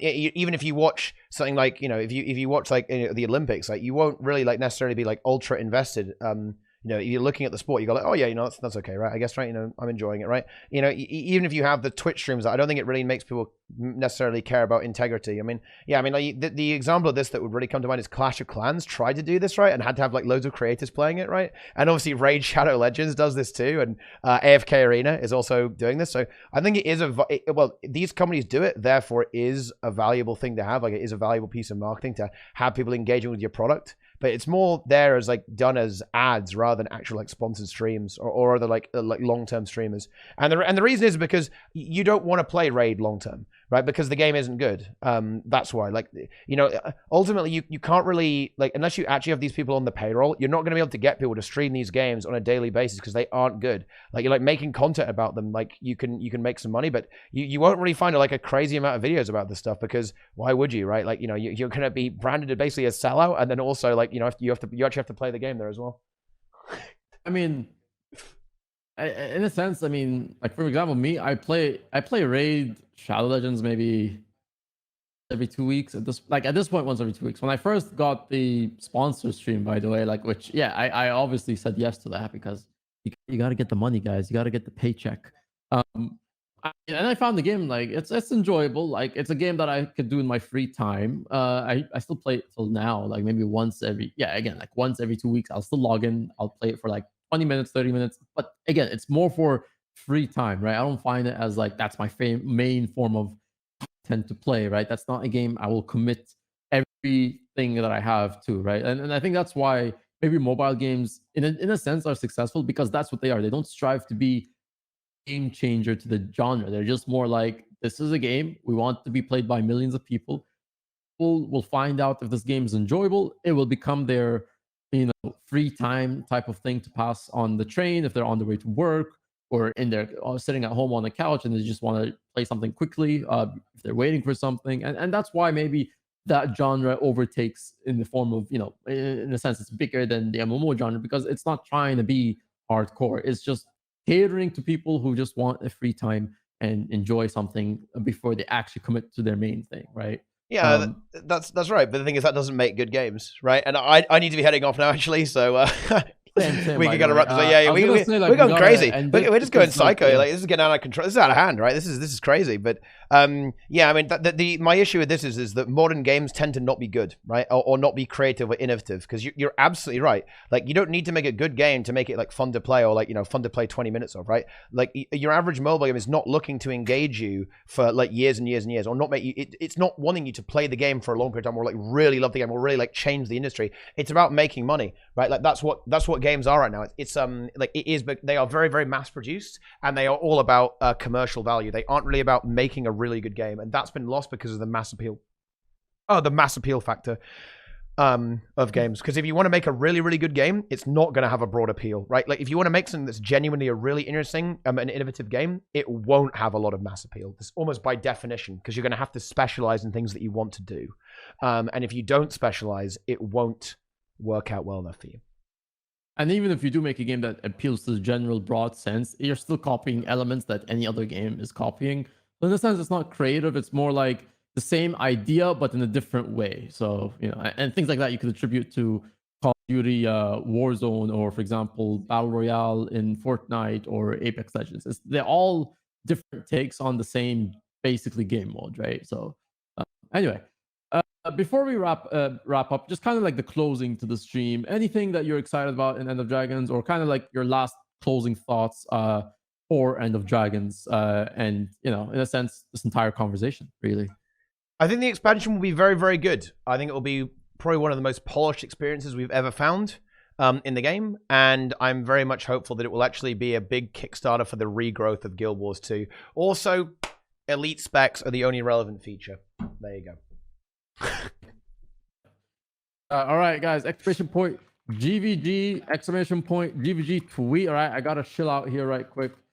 Make sure you retweet that tweet on Twitter. Let's get ArenaNet on board with this GVG tournament. I am trying to move, like I'm trying to do a lot with this tournament right now. Production value, type of things. I'm taking a playbook out of Teapot's tournament rule book, right? And Teapot himself will be helping me cast some of these tournaments, upcoming GVG matches. All right, so if you want to get in on GVG gaming, Exclamation point GVG tweet. Let's get that on the scene. WW Revival is incoming. All right. This is what's gonna get Alliances soon TM happening. All right, guys. GVG Gaming. All right. Make sure you tweet out all of that. Make sure you follow Teapot on the stream. You already know where he is. He's pretty much every day except Wednesday. And at this point, you could consider that he was live today because he didn't take a rest. So make sure you follow. I'll include his link and Mukluk's links in the YouTube video. So there'll be links to that. And then last but not least, get in touch with my socials, YouTube. Subscribe. I'm getting with new content. I'm starting to release out guides. I'm becoming that next big streamer on my way kind of thing, right? So I'm trying to get up there. YouTube, Twitter, Discord, Instagram, if you want to watch my beautiful face without sunglasses or anything. And aside from that, if you want to join in on the Alliance, Exclamation point Alliance, not versus Tyria. And of course, I'm doing a GVG logo art competition on the Alliance Discord. If you want to join in and help contribute, the winner will receive 1,000 gold for the Alliance, for the GVG artwork or the logo for the tournament, right? And then, of course, I'll be giving away some prizes to second and third place. Aside from that, that's it. You'll find this podcast probably uploaded tomorrow. And I don't know if Teapot recorded, but probably on his channel as well.